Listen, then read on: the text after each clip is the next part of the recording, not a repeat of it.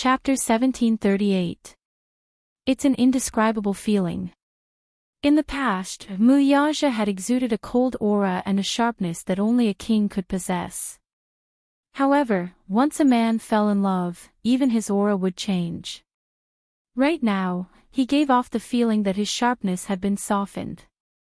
When he mentioned Yunshusher, the smile on his face was one of warmth and tenderness that he had never shown before.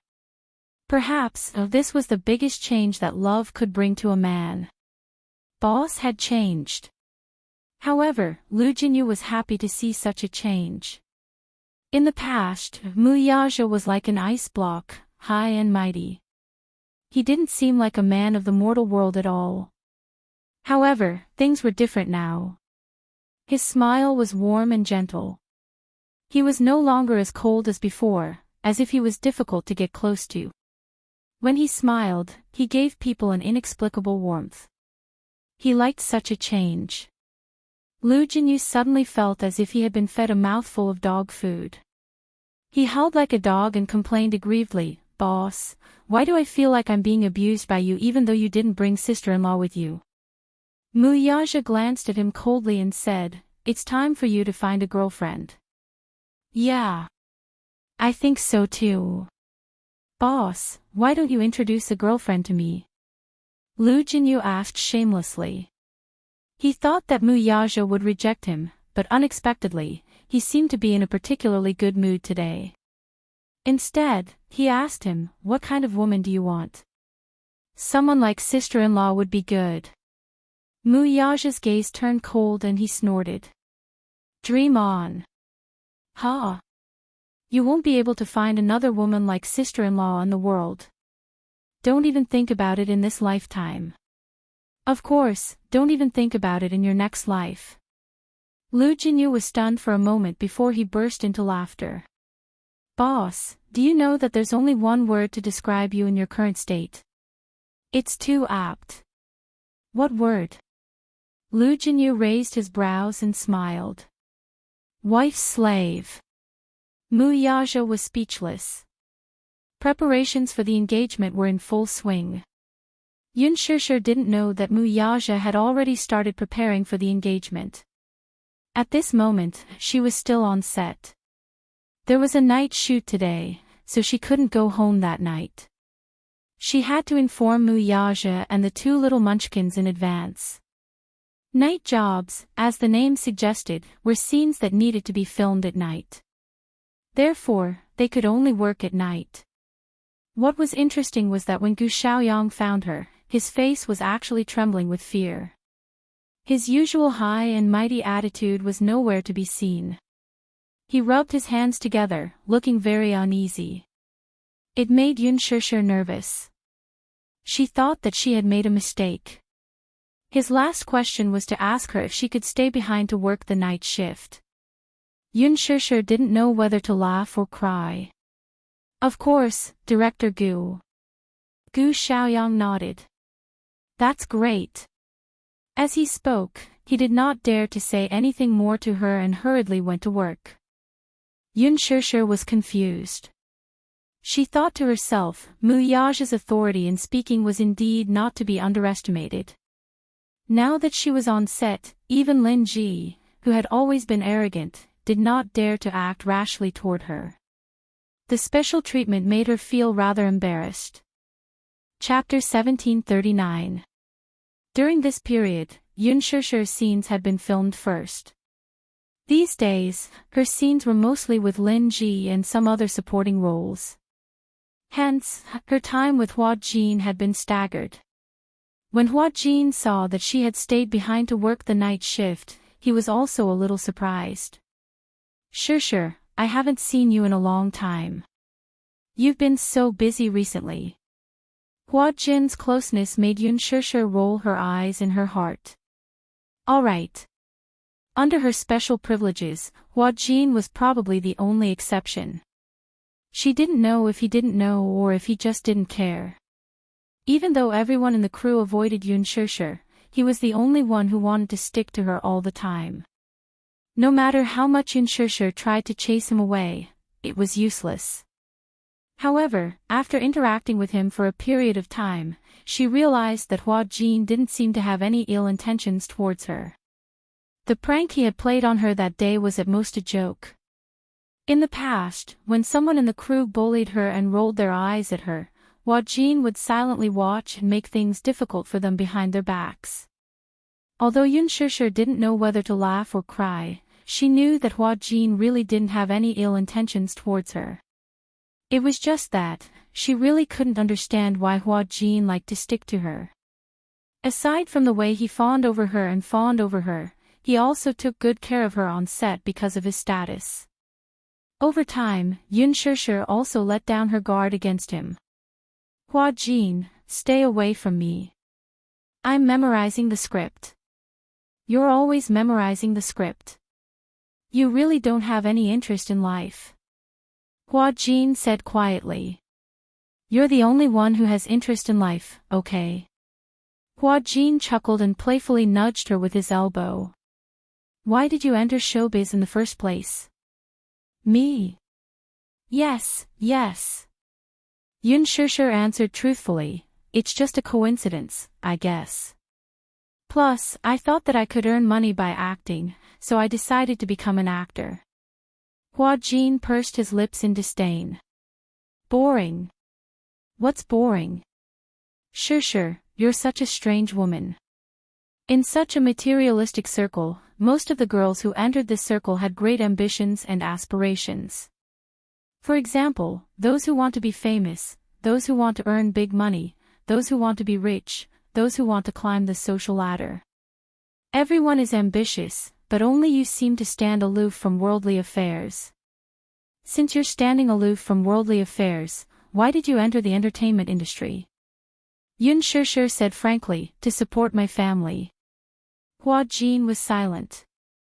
He looked at her and blinked his beautiful eyes. He was probably used to her way of speaking, so he smiled, but you're also quite cute like this. She's so silly. Sometimes when she's bullied, she doesn't say anything. She's like a punching bag. You're the punching bag. Do you think I'm like you? If anyone dares to bully me, I'll make them kneel and beg for mercy. Hua Jin smiled and said, Shishir, you have to know that in this world where the strong prey on the weak, you either submit to the strong or work hard to become the strong. However, for someone like you, sometimes being too kind is actually a sin. I don't like to fight with others. Maybe it's because of my nature, or maybe it's because of my nature that I realized that I'm not very suitable for this circle. Yun Shishir rested her chin on her hand and looked at the center of the set. The crew was still busy preparing the props. She suddenly asked, what about you? Chapter 1740. How did you get into this industry? Hua Jin's expression changed all of a sudden. His expression turned cold as he retorted, do you think I like acting that much? What do you mean? I got into this industry a few years earlier than you, so I've seen through the fickleness of the entertainment industry. Sometimes, I feel tired of it, but even if I'm tired of it, I have no choice but to submit to the rules of this industry. Hua Jin paused, then turned to look at her. Do you know how much I envy you? Yun Shishir was confused by his sudden question. You asked me how I got into this industry, but rather than saying I got in, it's more like I was sent in. Sent? Yeah. I got into this industry because my father sold me. Hua Jin answered with a lonely expression. Yun Shishir was shocked. Sold. She looked at him in surprise, thinking that he was joking. How could there be such a father who would sell his own son into this industry? For the first time in her life, she had the desire to find out more about Hua Jin's background. Yun Shishir's gaze was a little surprised. She hurriedly asked, what do you mean by that? What do you mean by your father sold you into this industry? Because my father lost a lot of money in gambling and owed a huge debt. He couldn't pay it back, so he sold me to the creditor. As Hua Jin spoke, his lips suddenly curled into a cold smile. He laughed at himself. Isn't it funny? I didn't dare to believe that he would do that back then. I was only 15 years old at the time. Under Hua Jin's nonchalant and seemingly casual narration, Yun Shishir gradually learned about his story. Actually, Hua Jin was originally born into a wealthy family. His father was a senior executive in a foreign company, while his mother ran a business. The financial crisis of 1998 engulfed the whole of Asia, causing this originally wealthy family to fall into a deadlock. Hua Jin's mother's business went bankrupt. Not only that, but the foreign company that Hua Jin's father worked in also suffered quite a bit of damage. Because Hua Jin's mother went bankrupt, the whole family was dragged into a huge debt. Hua Jin's father saw that at a critical juncture, he took the unconventional sword and secretly embezzled a large sum of money to fill the hole in the debt. Once the matter was exposed, he couldn't pay it back. He was sued and finally sentenced to prison. 10 years in prison made things worse for this family, which was already treading on thin ice. When he was young, Hua Jin was very well. Even though he had a hard time, he never complained. In the 5th year of his father's life, his mother couldn't take it anymore. Calm. Hua Jin's father found out about this in prison and fell ill. After he was released from prison, Hua Jin's father couldn't find a job because of his financial crimes. His ability was extraordinary and outstanding, but other than ability, the company paid more attention to the employee's character. Looking at his resume, he had a criminal record. Who would hire him? Thus, without a stable job, Hua Jin's father could only work at a construction site. The huge difference in life, falling from the top to the bottom, was hard for him to accept. Chapter 1741. As a result, he started drinking and gambling. Every time he lost money, he would drink and get drunk. When he saw Hua Jin, it was as if he saw Hua Jin's mother, that fickle woman. When he thought about how she had left with another man while he was in prison, he felt extremely vexed and would use his belt to beat him. The young Hua Jin had no idea why his father would beat him every time he got drunk. What was worse was that because of his long-term gambling, Hua Jin's father's meager income from the construction site was not enough to repay his debts. As a result, in his memory, he always seemed to be drifting from city to city in a sorry state. In the end, when the creditor came knocking on his door, Hua Jin's father hardened his heart and sold him. That man tossed and turned in bed and finally sold him to a sugar daddy. This sugar daddy was quite powerful and controlled the shares of an entertainment management company. He had signed many artists under him, and they were all stunners. Of course, whether it was women or men, he played very fiercely. When he saw Hua Jin, he felt that if this otherworldly youth entered the entertainment industry and was groomed, he would definitely become a signature idol. When that time came, he would be a money tree. Hua Jin said this and did not continue. It seemed that those embarrassing memories should come to an end. He did not want to say it out loud, afraid that she would hate him. Hate him for being dirty. When Yun Shishir heard this, she was stunned for a long time. She still looked incredulous. I don't believe it. I don't believe that there is such a father in this world. You are his biological son. How could he do that? The world is so big. There are all kinds of strange things. Hua Jin looked indifferent. When this matter was brought up, there was no change in his expression from beginning to end. It was as if he was narrating something that had nothing to do with him. Anyway, it's all in the past. So, entering this industry is not of my own volition. After a pause, he laughed mockingly and said, Actually, I really hate acting. I don't understand why some people like acting. According to the script, acting a character that is completely different from their own character to gain the audience's favor. Will this give rise to a sense of superiority? What was the difference between this and the actors of ancient times? I didn't like to play along with the audience's emotions. No matter how sad I was, I couldn't show it on my face. Isn't that tiring? Yun Shishir looked pensive, but said indifferently, everyone has their own aspirations. Hua Jin suddenly wrapped his arms around his knees and rested his chin on his knees.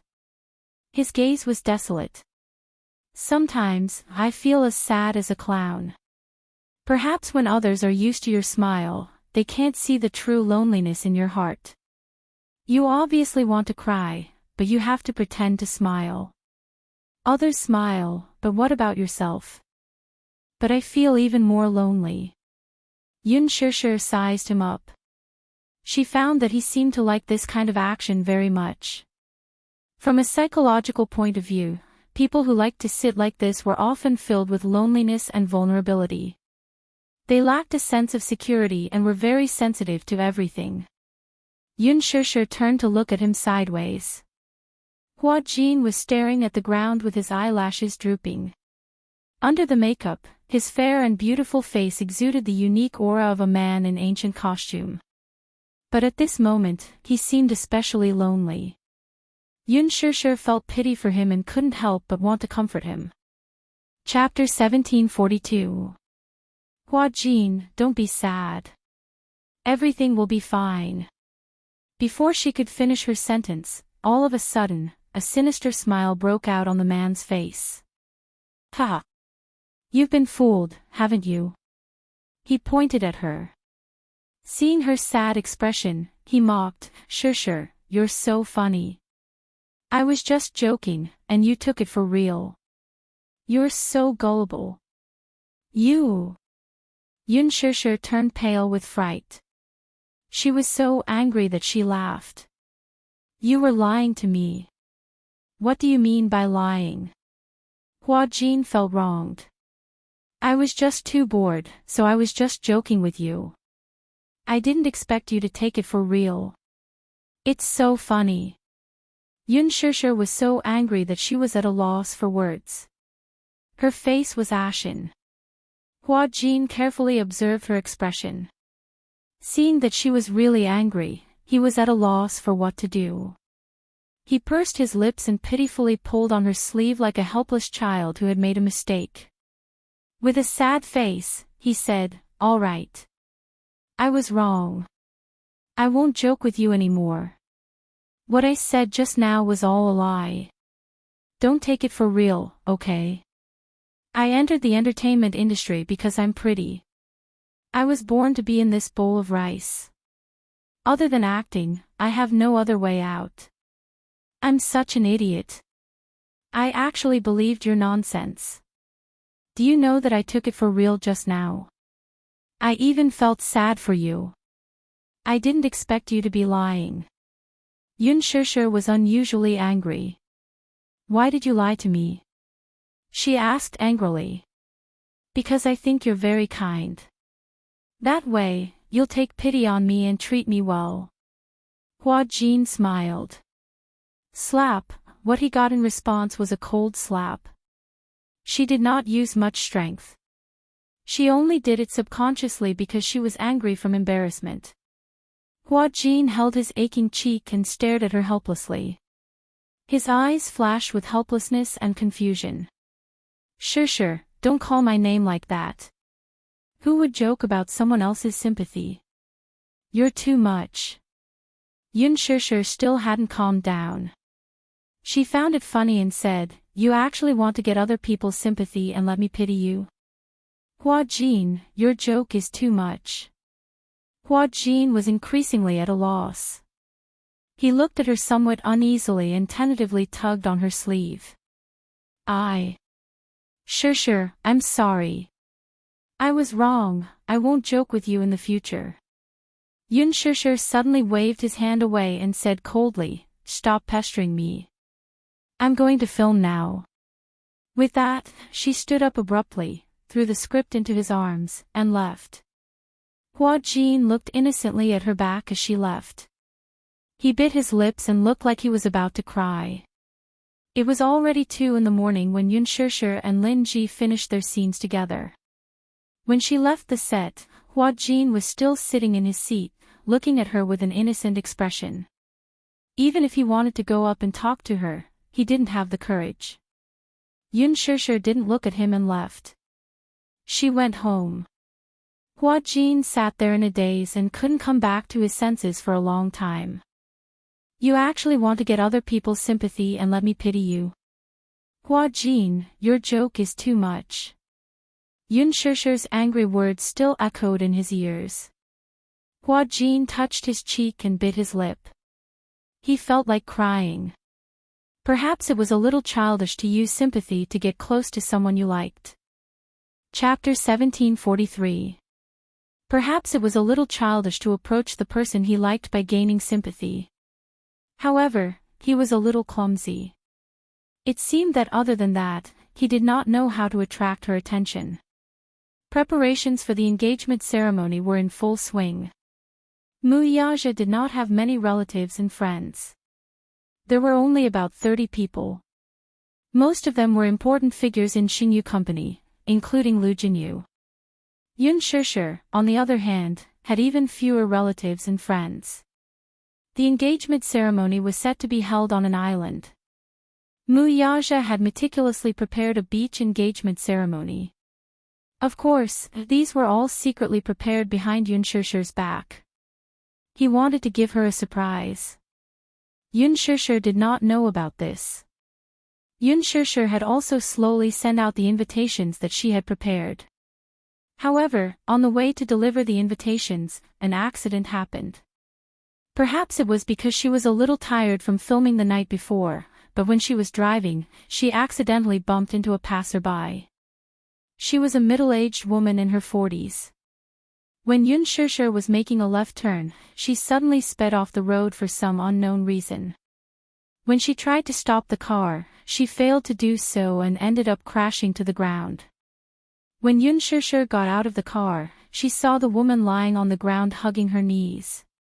She wailed in pain as if she was in a lot of pain. The first thing she said when she saw Yun Shishir was to accuse her of driving carelessly and then ask her to send her to the hospital. Yun Shishir had never encountered such a thing before. Afraid that she would be seriously injured, she hurriedly sent her to the hospital. As soon as she arrived at the hospital, the woman clamored for a full-body checkup. Yun Shishir naturally thought that her life was more important, so she accompanied her to register and paid for the medical expenses. Then, there was a few hours of waiting. When the full-body checkup was done, the reports showed that she had a slight concussion and a relatively minor soft tissue contusion. Soon, the family members rushed to the hospital. Seeing that the injury was not serious, Yun Shishir asked for a private chat. In her heart, she thought that since the collision was not serious, she would pay for all the medical expenses, as well as some compensation for lost work and nutrition. However, the woman's family demanded an exorbitant sum of 50,000 yuan for her medical expenses. Yun Shishir was dumbfounded. She had never encountered such a situation before. Immediately, she raised her doubts and said, "Didn't the medical report say that the collision wasn't serious? It was just a little soft tissue contusion and a concussion. The doctor didn't even ask for hospitalization. Why is the compensation so high?" On the other side, the family member said eloquently, "You injured my sister, look. Take a look at the report from the doctor. High blood pressure. High blood pressure. If it weren't for your scare, would her blood pressure be so high? Do you know how serious the consequences are? If your blood pressure is too high, you'll have a cerebral hemorrhage.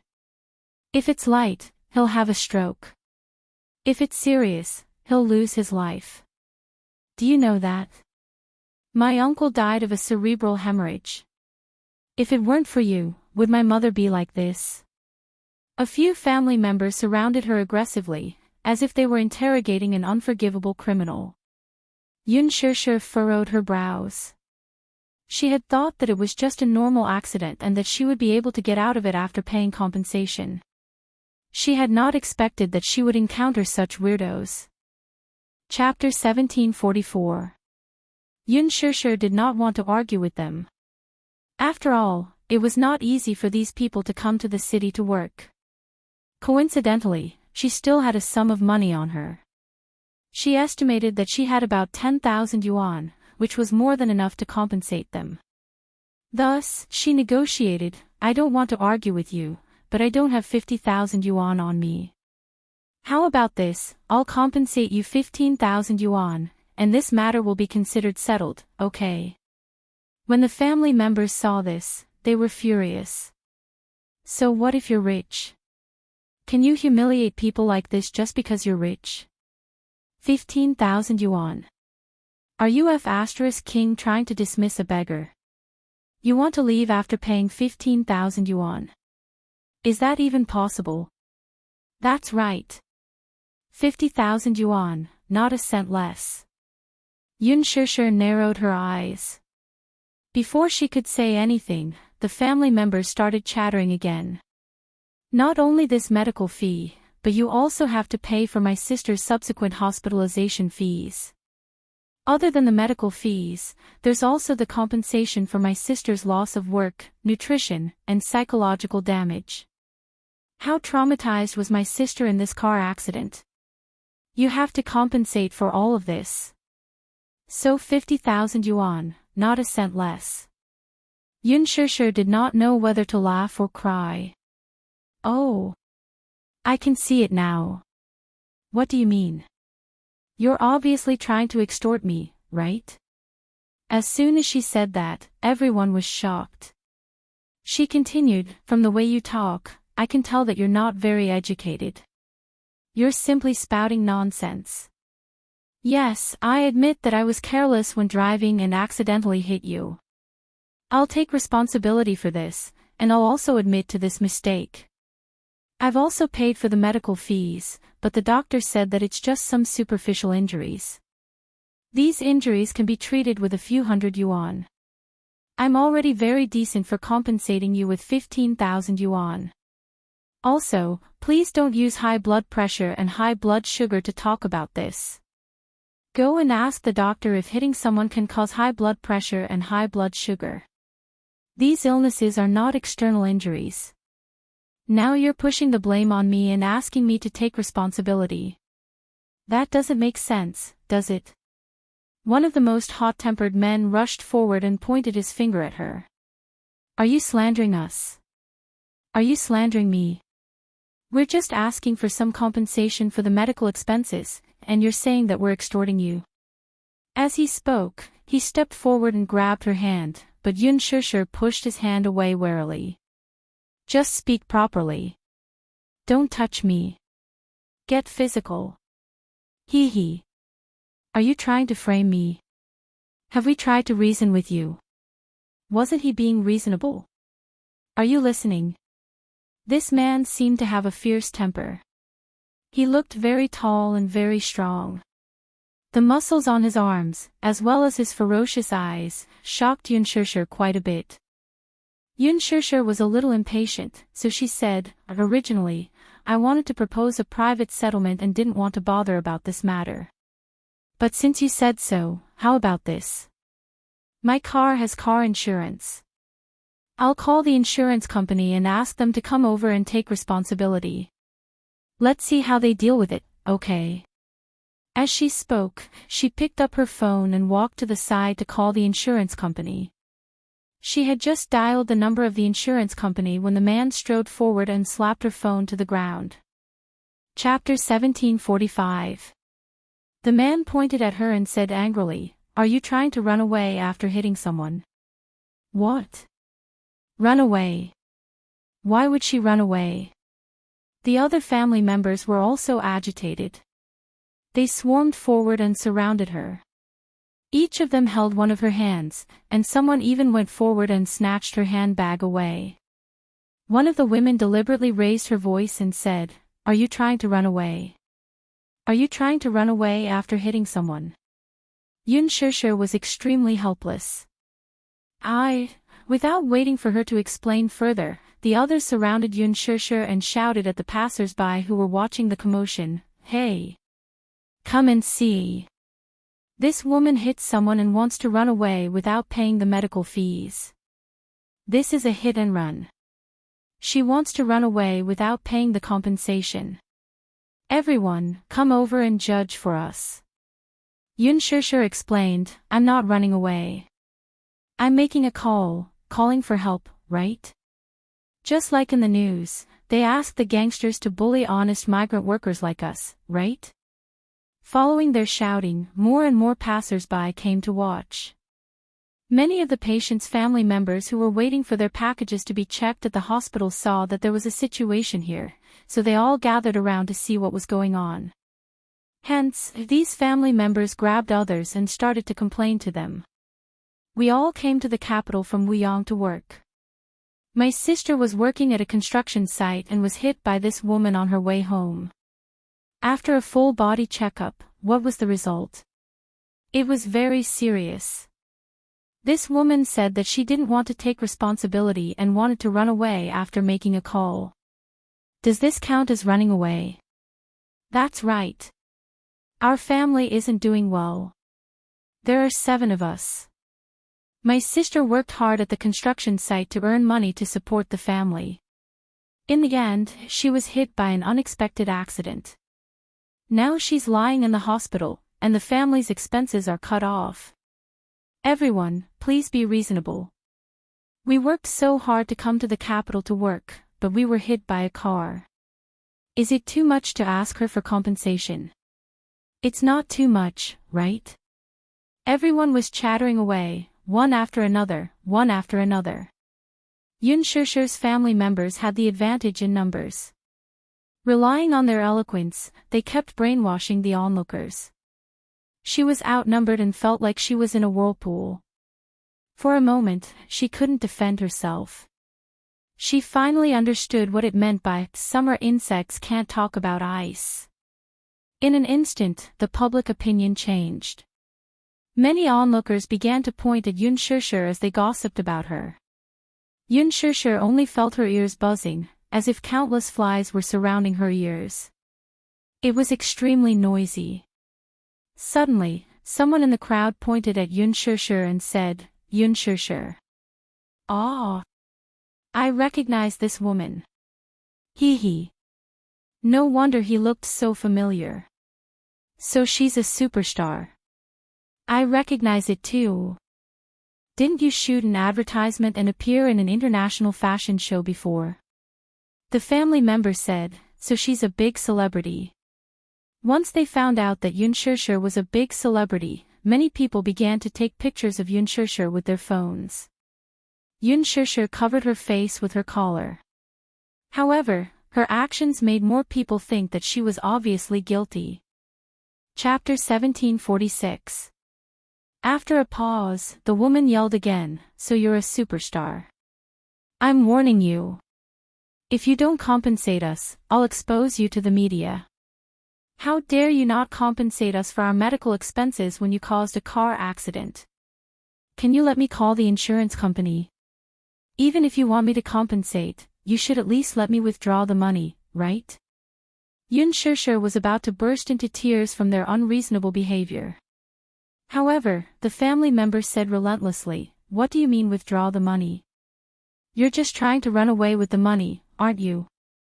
Don't think we don't know what you're thinking. Despicable. Shameless. Yun Shishir was so angry that tears welled up in her eyes. When a scholar met a soldier, there was really no way to reason with him. On the other hand, Lu Jinyu had just walked into the emergency room lobby when he saw many people crowding outside.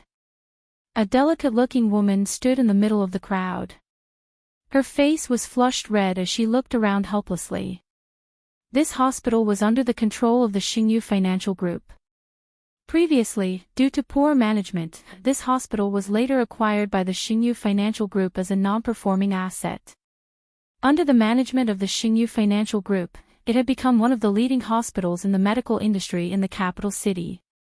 He had come to the hospital this time because the hospital needed to import a large number of medical equipment.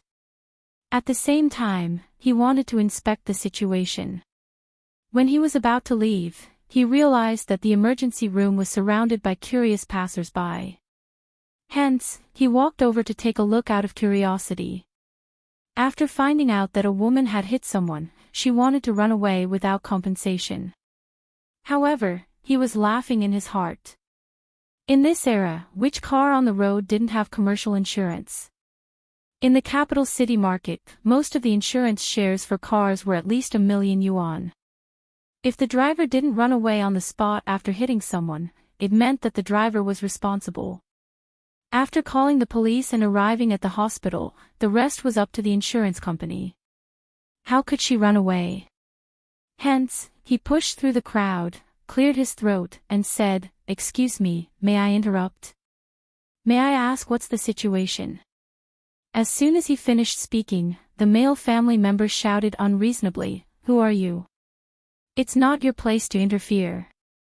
However, Lu Jinyu smiled elegantly. In front of the unreasonable man, he was as polite as a gentleman. "I'm the person in charge of this hospital. With so many of you gathered here, it will affect the hospital negatively. I definitely have the responsibility and obligation to understand the situation."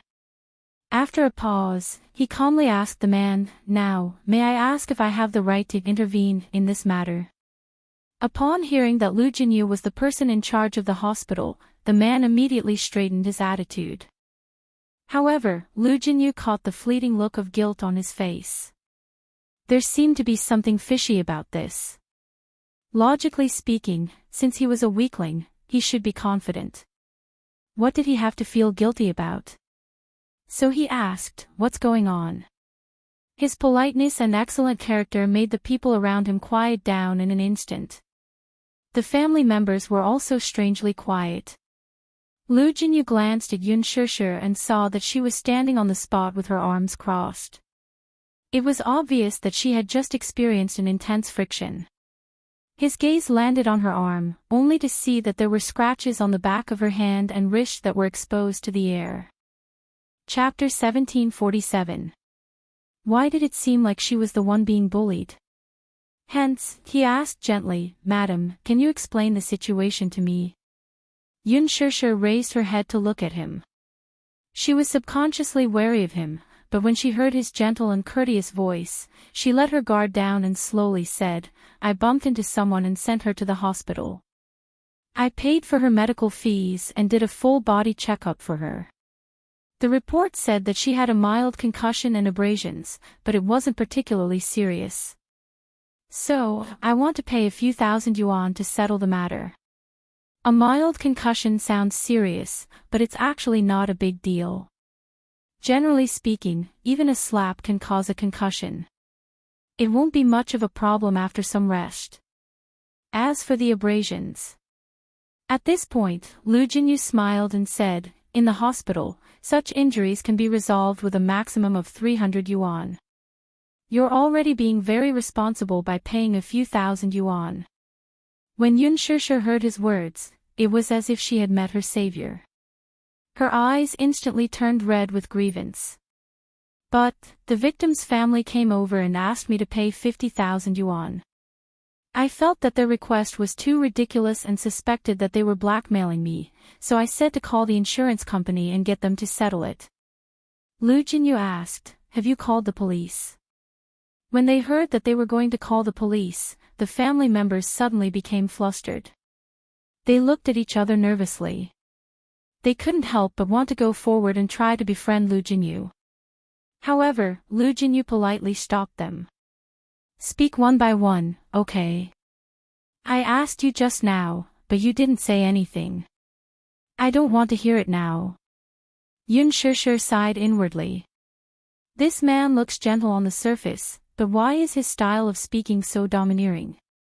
As he spoke, he gave off the feeling that there was a knife hidden behind his smile and he was imposing without being angry. Lu Jinyu didn't know what she was thinking. He turned to look at her and said with a smile, "You haven't answered me yet." I didn't call the police." "Silly girl, such a matter should be dealt with by the police immediately."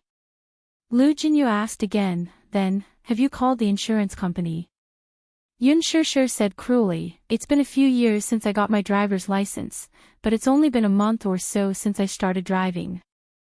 Encountering such a situation, I'm indeed a little confused." Lu Jinyu didn't know whether to laugh or cry. Don't you know that sometimes, when you're driving on the road, it's not the car that hits someone, but the person that hits the car? What do you mean? What a silly girl. Stand aside and don't say anything, okay? Lu Jinyu raised an eyebrow. His elegant yet domineering way of speaking reminded her of Muyaja. He felt an inexplicable sense of security. She smiled gratefully, but didn't say anything else. Lu Jinyu walked up to a few family members. There were more than a dozen of them. Even if each of them said a word, it was enough to drown Yunshushu. There was no room for her to speak. Chapter 1748. Upon hearing that they were going to call the police, the few of them panicked.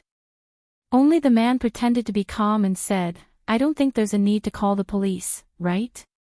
What can the police say? She was the one who injured her. Since she wants to take responsibility, why don't we just pay the compensation? As long as the compensation is paid, we won't pursue any responsibility." Lu Jinyu curled his lips and smiled. "How much is the compensation?" 50,000 yuan. Yes. Is 50,000 yuan a lot? The man said, "She drives a Mercedes-Benz. Since she can afford to drive a Mercedes-Benz, 50,000 yuan shouldn't be a big deal to her. She won't lose anything by compensating her." Lu Jinyu nodded. Compensation is not a problem. Yunshushu was a little surprised.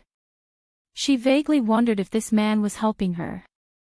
Why did he say that compensation was not a problem? These people were obviously extorting her. He couldn't have believed their words, could he? When the family member heard this, he was about to nod in satisfaction when Lu Jinyu said, "But the amount you're asking for, I suspect that you're extorting her." Extorting her? Lu Jinyu's aura was so strong that it completely suppressed the scene. No one dared to interrupt him when he spoke. When the family member heard this, he was stunned and stared at him with wide eyes. "Don't you think it's too much to ask for 50,000 yuan as compensation for a soft tissue injury and a mild concussion? According to the law, this is already considered extortion. Furthermore, I suspect that you're fraudsters." The scene was very quiet, so the onlookers could hear Lu Jinyu's calm and rational offer. When they heard that these people were asking for 50,000 yuan as compensation, everyone came to a realization. After hearing Lu Jinyu's analysis, everyone started to discuss and wonder if these people were extorting her. Why would they have to pay 50,000 yuan for such a minor injury? Lu Jinyu continued, "However, I don't have any evidence at all." When the family member heard this, he immediately argued, "That's right. You have no evidence at all. What do you mean by extortion? We're all honest migrant workers. We wouldn't dare to do such a thing. Let me finish." Lu Jinyu said, "There's no evidence, but there are surveillance cameras on the road now. We can call the police and get the surveillance footage. Then, the truth will be revealed, won't it?" The family members thought to themselves, "We've met a smart man." Everyone looked at each other. For a moment, they were in a deadlock. Lu Jinyu picked up his cell phone and called the police. When those people heard that he was calling the police, they wanted to escape. However, they were stopped by the security guards who came to maintain order.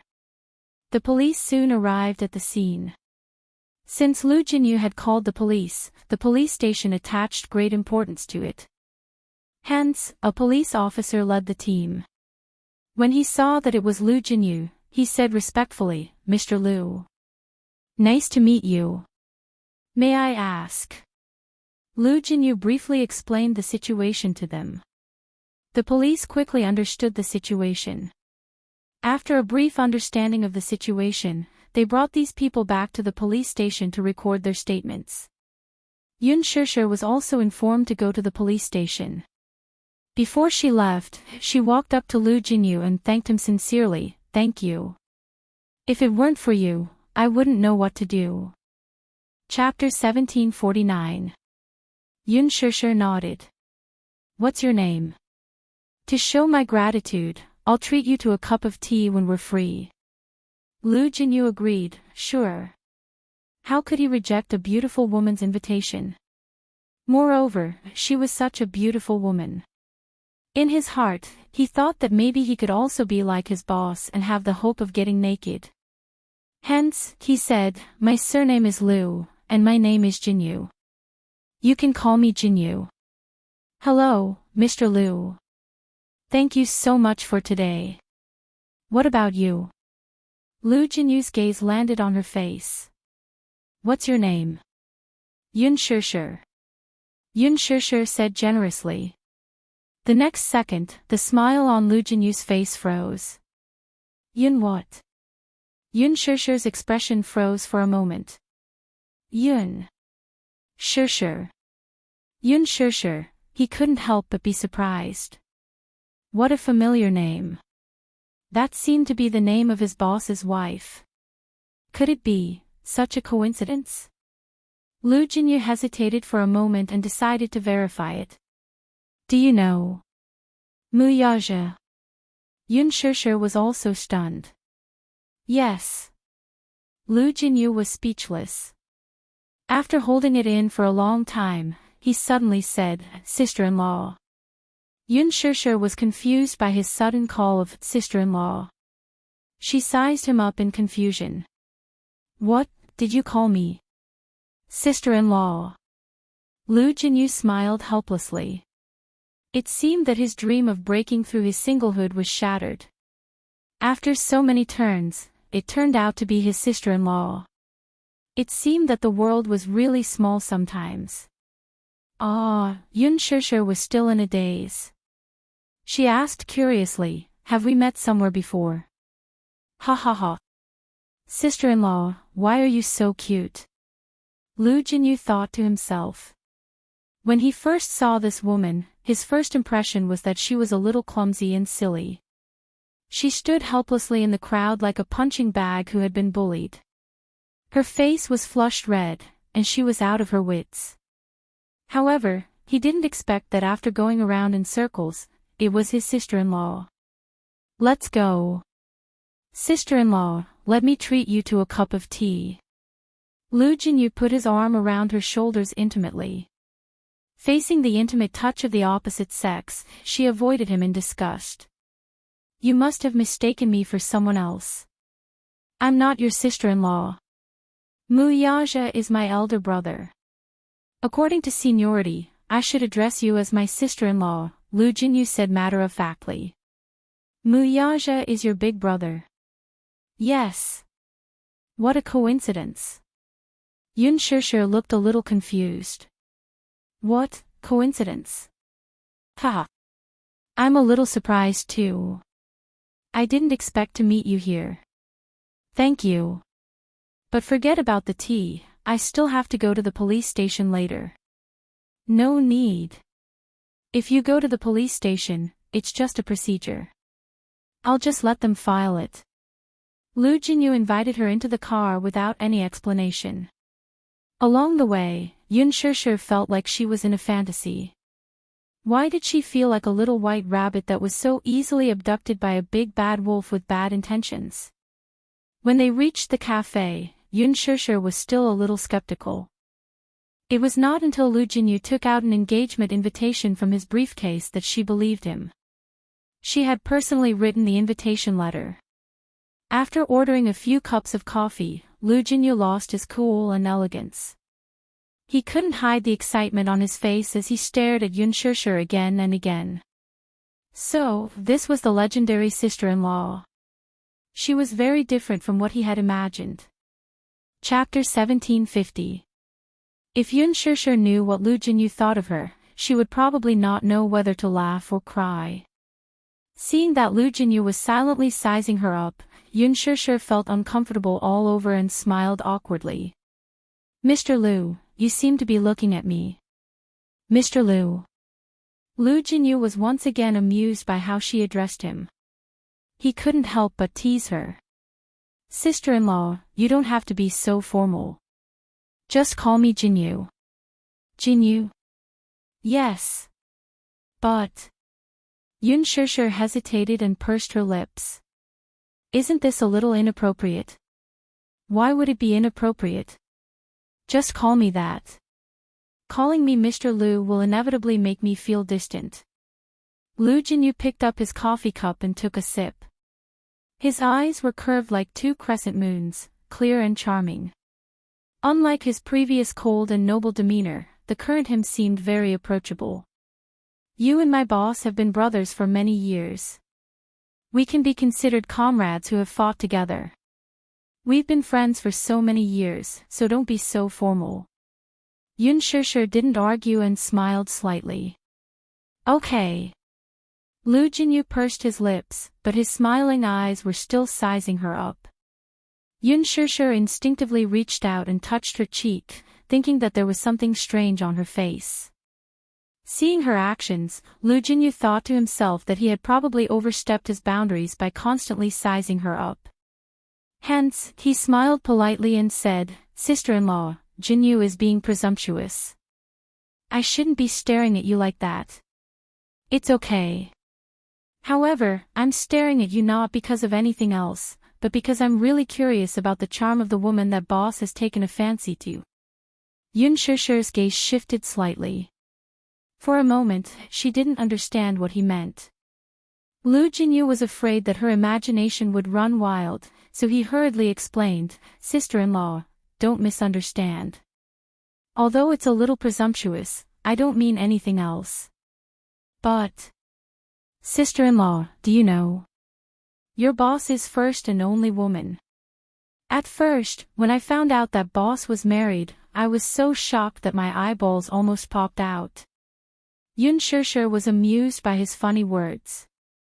She covered her mouth and laughed secretly. How can it be so exaggerated? How should I put it? In his impression, the boss was an ambitious person. He was cold-blooded and iron-fisted. His actions were swift and decisive. His abilities were extraordinary. Those who coveted his women would flock to him like a flock of ducks. I'm not exaggerating. The number of women who want to climb up the social ladder can line up from here to Paris. However, boss has always been cold and aloof. In terms of women, he has never touched anything. Lu Jinyu had always been curious. Did Mu Yaja not have any physical needs? In his memory, his impression of Mu Yaja was that of a workaholic. Work, work. Apart from work, he was busy.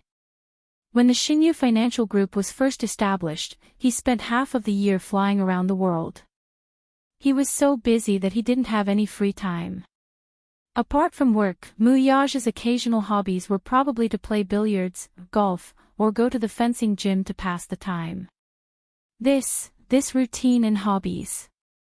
No matter how he looked at it, he suspected that he was middle-aged. He was only 28 years old, but he was like an old cadre. He didn't have the vigor of a young man at all. Chapter 1751. Back then, Lu Jinyu had also developed some mischievous interests. He deliberately hid his purpose and took Mu Yaja to the bar to hunt for women. The problem was that when they arrived at the bar, Mu Yaja was like an ice block. He just sat in the private room and drank silently, as if he had nothing to do with it. He silently watched the men and women in the bar dance without restraint. His cold expression was a stark contrast to the drunken demeanor of the people in the bar. From the private room he was sitting in, it was almost as if he was in two different worlds from the dance floor. One side was in full swing, while the other side was cold. Lu Jinyu thought to himself, boss really doesn't know how to enjoy life. At such an occasion, he was not in a hurry to catch his prey. Instead, he was calm and composed. Like a profound veteran, he sat in the corner and casually tasted his wine. When it came to his career, he was very ambitious. Why did he seem so indifferent when it came to women? Men all had their biological needs. Could it be that boss had no feelings for women at all? But she had never seen him show any interest in any man before. Lu Jinyu even suspected that his boss was frigid. Of course. This was just a silent criticism in his heart. If Muyaja knew that he thought of him that way, who knew what he would do to him? Lu Jinyu had also found a few women with clean backgrounds for Muyaja. He sent them to his side, but they were all mercilessly chased away by him. After a futile effort, Lu Jinyu simply gave up. He thought that boss was probably devoted to his career and did not have the heart to care about other things. However, it was not until recently that he learned that Muyaja was married. This news was like a sudden clap of thunder that blasted him on the outside and made him tender on the inside.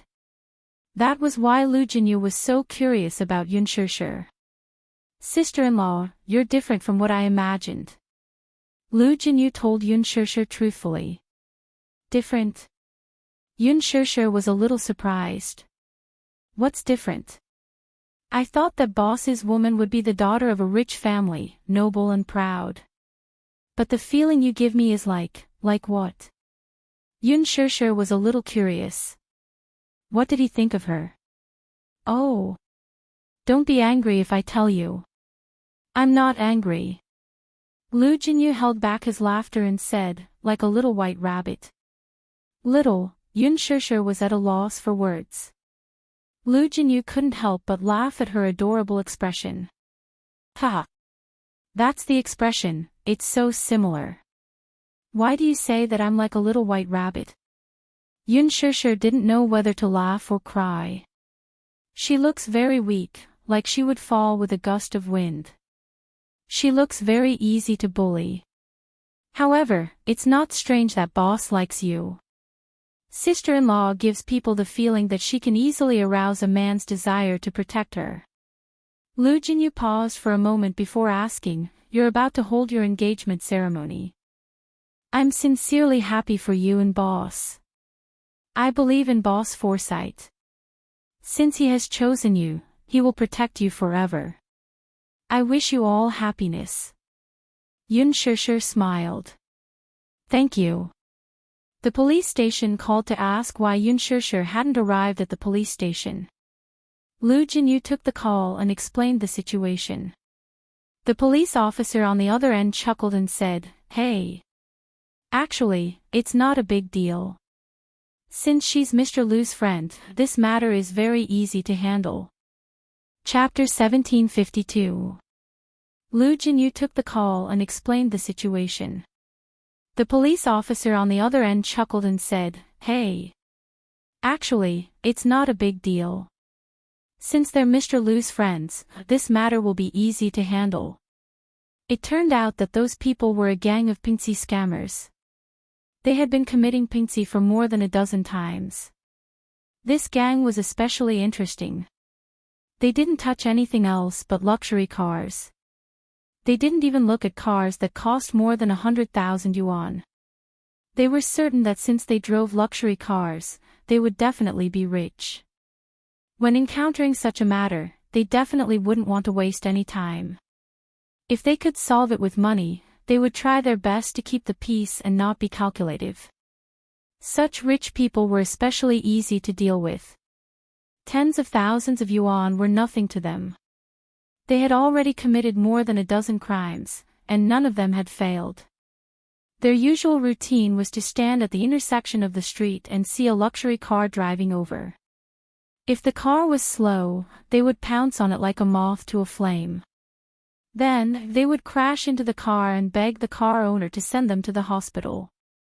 Even if the car owner wanted to call the police to deal with it, when they saw the person lying on the ground and rolling around in pain, they were afraid that the loss would outweigh the gain if they delayed and caused a death.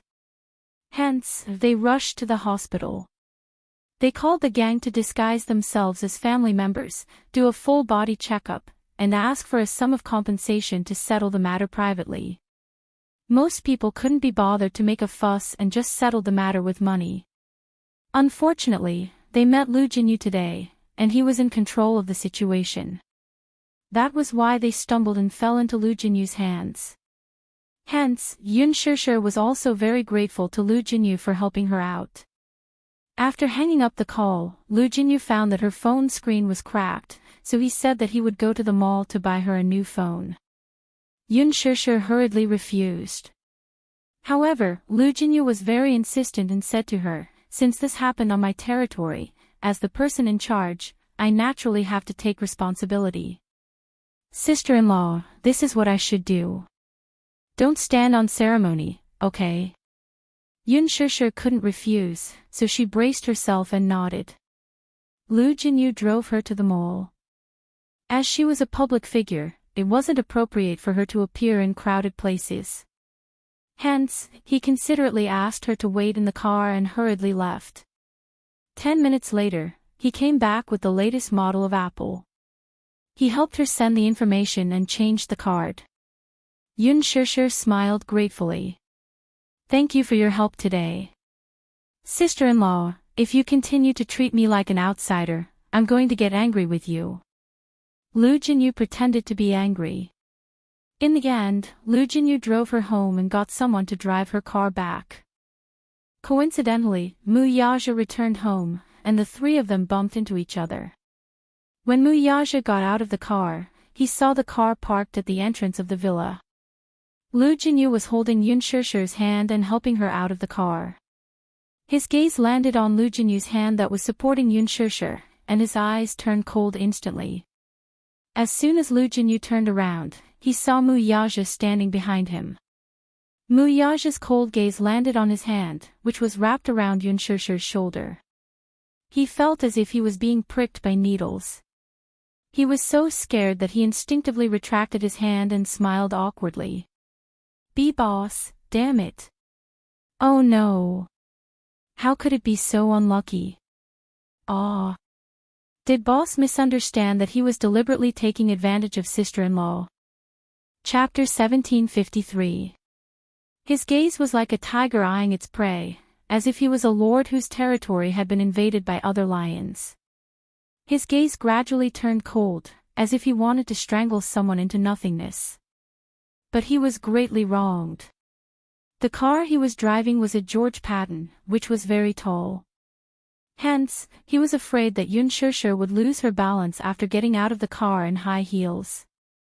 Thus, he kindly helped to support her. If he was mistaken for taking advantage of her, he would not be able to clear his name even if he jumped into the Yellow River. When Yun Shushu saw Mu Yaja, she was stunned. "You're back, Chief." However, Lu Jinyu looked like he wanted to say something. He thought that he should at least explain something, but if he did, it would seem like he was trying to hide something. It was a little too obvious. He did not know whether to laugh or cry. Mu Yaja stared at him coldly. "Why are you here?" His tone was so cold that it made Lu Jinyu shiver. He said with a long face, "Something happened, so I sent sister-in-law back on the way." "What happened?" Yun Shushu immediately explained. Lu Jinyu looked as aggrieved as a deer, blinking innocently at him. After hearing the whole story, Mu Yaja's expression gradually softened.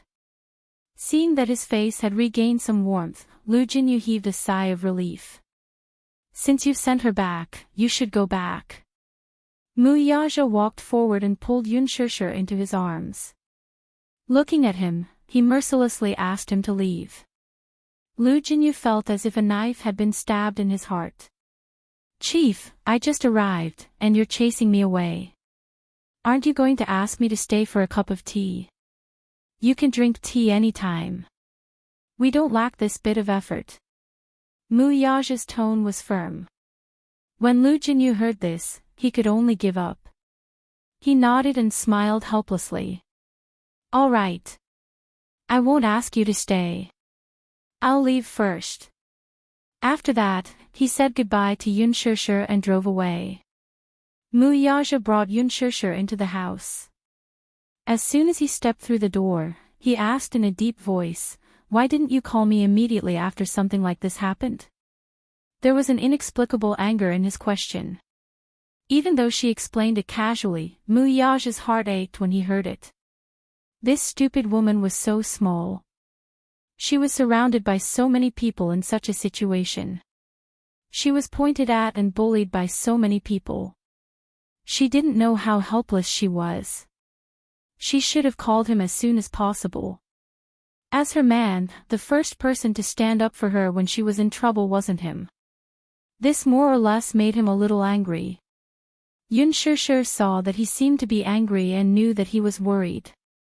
She stuttered a little and replied, I might have been a little confused at the time. Confused? Muyaja didn't know whether to laugh or cry as he asked, You're usually so sharp-tongued. Why? Were you confused when you were bullied by outsiders? There were so many of them. They surrounded me. At that time, my mind was blank. Besides, how could I have thought of calling you for help at that time? If I didn't think of me when I was in trouble, who else could I think of? Chapter 1754. It's all in the past. Don't be angry. I'm fine now. Yun Shishir paused and said, Besides, you have a lot of work to do. What if you're busy when I call you? Won't that disturb you? Little idiot. Muyaja knocked on her head and enunciated each word clearly. Remember this. No matter how important it is, it's not as important as you. Yun Shishir was stunned. Although his tone was stiff, it warmed her heart. He said, No matter how important it is, it's not as important as me. It turned out that she was so important to this man. She was more important than his career and everything else in the world. Hearing him say this, her heart felt as sweet as honey. Yun Shishir pursed her lips and giggled. Muyaja saw that she was giggling like a cat that had stolen a fish. He couldn't help but reach out and pinch her cheeks. What are you giggling about? Little idiot. Yun Shishir waved his hand away and said coquettishly, All right. Don't be angry. I'll be more careful next time. I promise. That's more like it. Muyaja said, Just remember this in the future.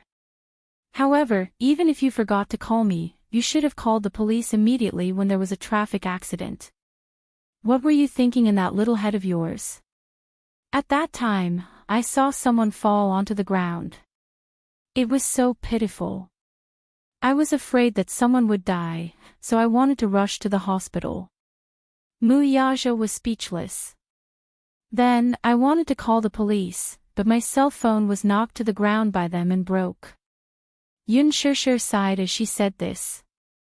Muyaja was speechless. After a long silence, he sighed. Stupid woman. I think you're hopelessly stupid. Hey. No personal attacks. How am I stupid? If I were stupid, how could I have given birth to such a smart baby like you?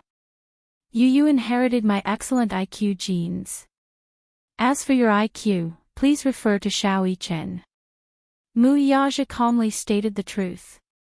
Yun Shishir, was that really the case? Yun Shishir sniffed her nose as if she had suffered a blow. She was obviously provoked. Muyaja turned around and smiled. He suddenly raised his head and rubbed her hair. But this is also good. Okay. Yun Shishir was confused. What's good about it? Muyaja said gently, It's better if you're a little stupid. She didn't know whether to laugh or cry. Do you like how clumsy I am? Yes. She was even more surprised. Why? Because you'll need me more if you're a little stupid. Muyaja gently caressed her cheeks. The love and tenderness in his eyes warmed her heart even more. He liked the feeling of being relied on by her all the time. In the past, he always felt that it was better for women to be a little smarter. But that was until he met her. He liked how clumsy she was. When he looked at her, a strong desire to protect her grew from the bottom of his heart. He wanted to hold her in his palms, love her, and protect her. No one could covet her. It didn't matter if she was a little stupid. He would become her entire world. Even if this world was a dog-eat-dog world, he would use his own strength to stand at the top of the strong. He would build a city for her and protect her. Yun Shishir was touched and hugged his shoulders. Chapter 1755. So what? As Mu Yaja spoke, he inadvertently caught a glimpse of a scratch on her arm. His eyes darkened as he abruptly grabbed her hand and looked for her wound. He looked up and asked her, "What happened?" There were many scratches on her arm, wrist, and the back of her hand. Although the wounds weren't deep and were just scratches, it was obvious that someone had scratched them with their fingernails. Seeing this, his brows furrowed deeply. What exactly happened? How did you injure your hand? I was scratched by someone. Of course I can tell that it's a scratch. Mu Yaja sounded a little anxious. Who scratched you? It's those people. The police said that they were a group of scammers. When we were arguing at the hospital, they wouldn't let me go and scratched me. Mu Yaja's gaze instantly turned cold and his face darkened. Yun Shishir immediately said, "It's just a scratch. It's not serious." How is the scratch not serious? What if they have germs on them?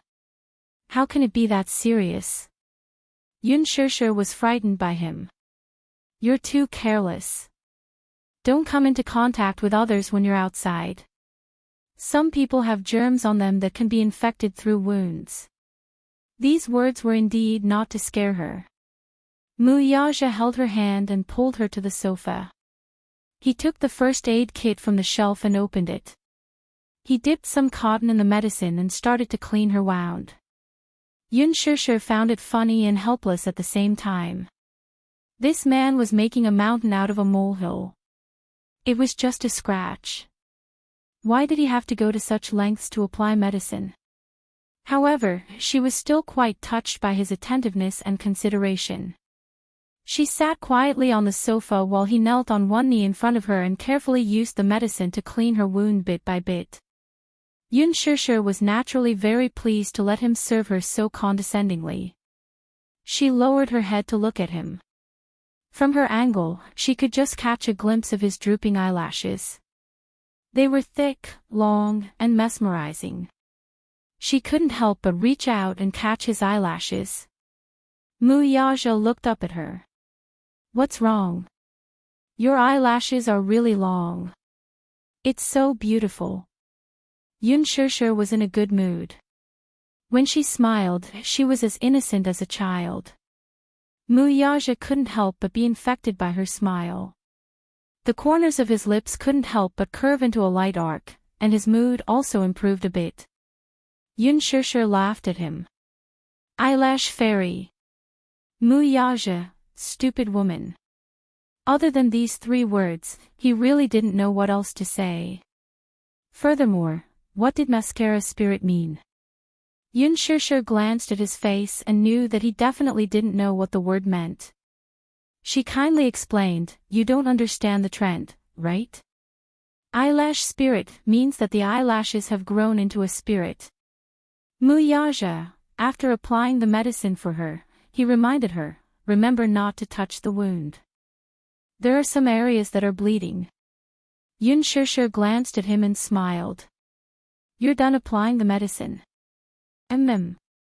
She immediately assumed a dignified posture like an emperor. "Then you may rise." Mu Yaja, looking at his stern face, she really enjoyed the inexplicable sense of accomplishment when she teased him. Sometimes, this man was also very cute. Chapter 1756. Good hubby. Mu Yaja raised his eyebrows. These 3 words were very pleasing to his ears. Originally, he was unhappy when she teased him, but because of these 3 intimate words, the corners of his lips uncontrollably curled up. He pulled her into his arms and continued the kiss that he didn't get to enjoy just now. With his lips on hers, he suddenly asked in a deep voice, "What kind of wedding gown do you like?" "Aw." It was such a sudden question that she was a little stunned. "Little fool, I asked you what kind of wedding gown you like." He thought that she didn't hear him clearly, so he controlled his temper and repeated it again. "Wedding gown." Why are you suddenly asking about this? You're going to wear it when we get married. Muyaja looked at her as if she was a hopeless fool. Why? Don't you want to wear a wedding gown? Or do you not want to marry me? No. Yun Shishir blushed and refuted, I didn't mean that. I just think that your question is too sudden. Since I'm going to marry you, the wedding gown will naturally be indispensable. Your wedding gown needs to be custom-made in advance, so I wanted to ask you, what kind of wedding gown do you like? Muyaja explained. Is a custom-made one especially expensive? That's not something you should be thinking about.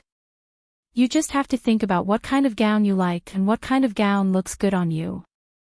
After all, they were only going to get married once in a lifetime, so it had to be grand. He also hoped that on that day, she would wear the most beautiful wedding gown in the world and appear in front of him. Yun Shishir frowned. Your question is too sudden. I haven't thought about it yet. She suddenly looked up and asked, what about you? Do you have a wedding gown you like? Muyaja couldn't help but laugh. Stupid. I'm asking you. Why are you asking me instead? You're the one wearing the wedding gown, not me. Yun Shishir felt wronged. That's true, but your opinion is more important. Although I'm the one wearing the wedding dress, I hope you like it. Muyaja smiled softly and teased her, as long as you like it, I like it. I'm marrying you as a person, not a wedding dress. She didn't say anything, but her heart was filled with sweetness. Let me think about it. In fact, she used to have many beautiful dreams for weddings. Her biggest hope was to dress up grandly and wear a beautiful wedding dress to marry the man she loved. But when the day really came, she couldn't say for a moment what style she liked. She hadn't studied it at all. There are a few types of wedding dresses. One type is Chinese, such as the qipao or the hanfu. It combines many elements of classical culture. Some are more retro, and some are more modern. The other one is Western style, but there are many styles of Western style wedding dresses. They are very complicated, and you will be dazzled by them. Yun Shishir was stunned by his words. You seem to know a lot about wedding dresses. Not really. But I went out of my way to find out more. Although he said that, she knew in her heart that he was paying special attention because of her. Yun Shishir's ears were a little red. Chapter 1757. There are Western-style wedding gowns. Some are retro and gorgeous, some are graceful and elegant, and some are noble and elegant. The custom-made wedding gowns will all be extremely luxurious. It all depends on what you choose. But as long as you wear it, no matter what style it is, I will like it. Women were naturally picky when it came to wedding gowns. No matter which woman it was, they all hoped to be the most beautiful bride in the world on their wedding day. Yun Shishir was no exception. But there were very few men who paid so much attention to the details of their wedding. There were also very few men who were so patient that they would go through every style of wedding gown. She remembered one of her colleagues. When she was nearing her wedding day, she excitedly took her fiancé to the bridal shop to choose a gown. However, she tried on one gown after another. She patiently tried on a few different styles of wedding gowns and asked her fiancé to make a judgment. But in return, her fiancé looked at her impatiently. He said, "It's just a wedding. Is there a need to go through such a complicated process? The wedding gown is just a formality. It's worn during the wedding. You won't wear it again after wearing it once. Is there a need to choose so carefully?" In front of so many people, her colleague felt so wrong that her eyes turned red. They parted on the spot on bad terms. If a custom-made wedding gown is expensive, there's actually no need to do so. I think I look good in anything. What's important is that you like it, understand? Muyaja emphasized this point. There's no need to save money for me. It's only once in a lifetime. How can I let you suffer? Yun Shishir smiled sweetly, but she felt as sweet as honey. She wanted to say, Muyaja, how can you dote on me so much? You're going to spoil me so much that I don't know the immensity of heaven and earth and forget myself. But when the words reached her mouth, she swallowed them back down. Wasn't it a blissful thing to be doted on by someone? Hence, she said, actually, I like quite a lot of styles. I've seen a wedding dress show before, and I really like a Western-style wedding dress that incorporates classic Chinese elements. The wedding dress she had her eyes on was not a traditional Chinese dress. It was an off-shoulder wedding dress with a long hemline that reached the ground, like a charming lily in full bloom. The neckline and cuffs were designed with Chinese Sioux embroidery. It had both the elegance and romance of French and the unique charm and elegance of the East. It was very beautiful. Since you have an idea, that's good. When the time comes, I'll contact a few wedding dress designers for you. You can tell them your idea and see how they design it. After the design is done, you only need to be responsible for choosing. They were going to custom make a wedding dress for her. Yun Shishir was so touched that she didn't know what to do. She just nodded with a silly smile. All right. At night, she sorted out the invitations that she had yet to send out. Her gaze suddenly fell on one of the more exquisite invitations. On the name of the guest, she neatly filled in the 2 words Gong Jia. Would he come to her engagement party? She really wanted to receive his blessings. At the thought of this, Yun Shishir picked up her cell phone and called Gong Jia. The call went through very quickly.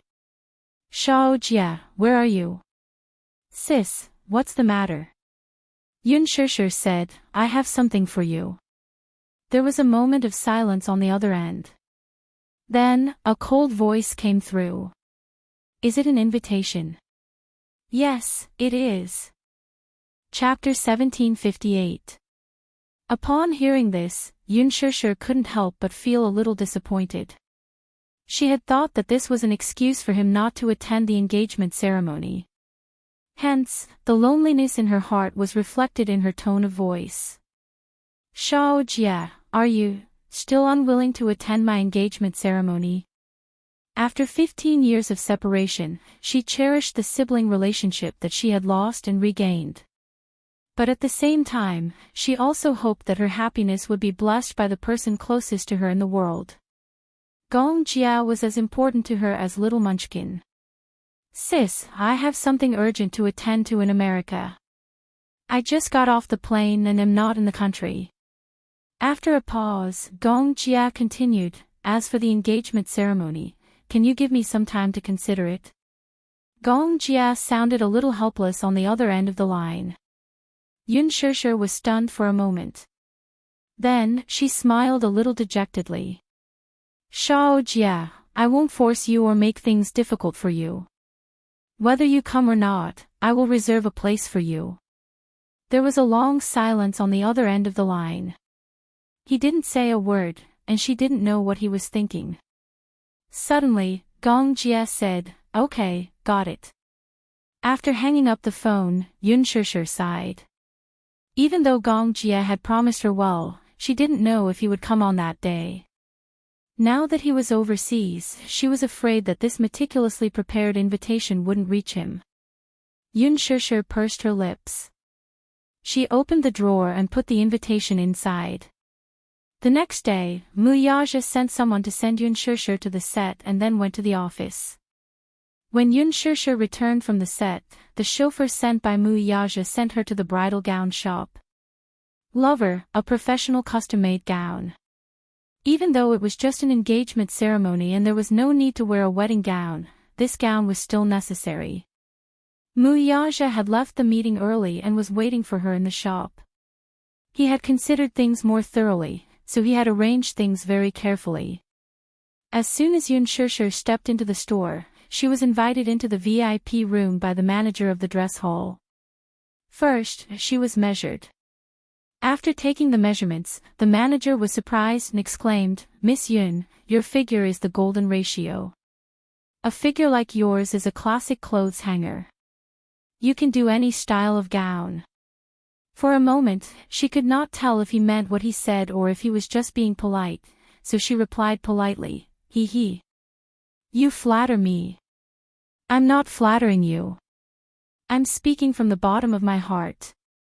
When we make custom-made gowns, we pay the most attention to the proportion of the body. The more perfect a person's figure was, the better they looked in clothes.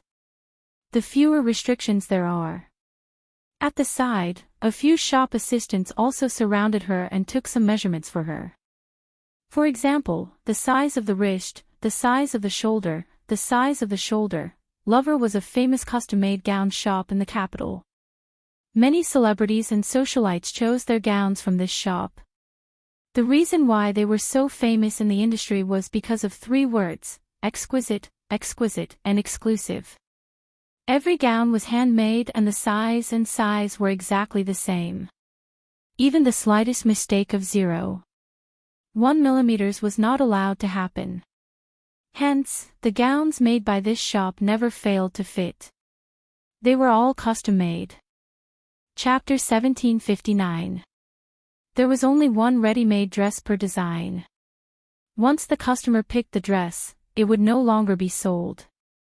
Among the upper-class socialites, including the A-list celebrities in the entertainment industry, no matter if they were attending important business events or public events, walking the red carpet, or filming a blockbuster, no one would be indifferent to wearing the same dress as another person. It would be quite embarrassing. It was not scary to wear the same dress, but it would be embarrassing to see who was uglier. In order to avoid such embarrassment, everyone would want to wear the only custom-made dress. Therefore, it could be said that every dress from LoveLore was custom-made and one of a kind in the world. Of course, the price of the gowns in this shop was naturally not cheap. After taking measurements, Yun Shusher walked out of the shop. She saw Muyaja sitting on the sofa and flipping through the album. She walked over and sat beside him to take a look. She saw that he was holding the works of LoveLore's top designers. Some of them were concept drawings, while others were samples that had already been made.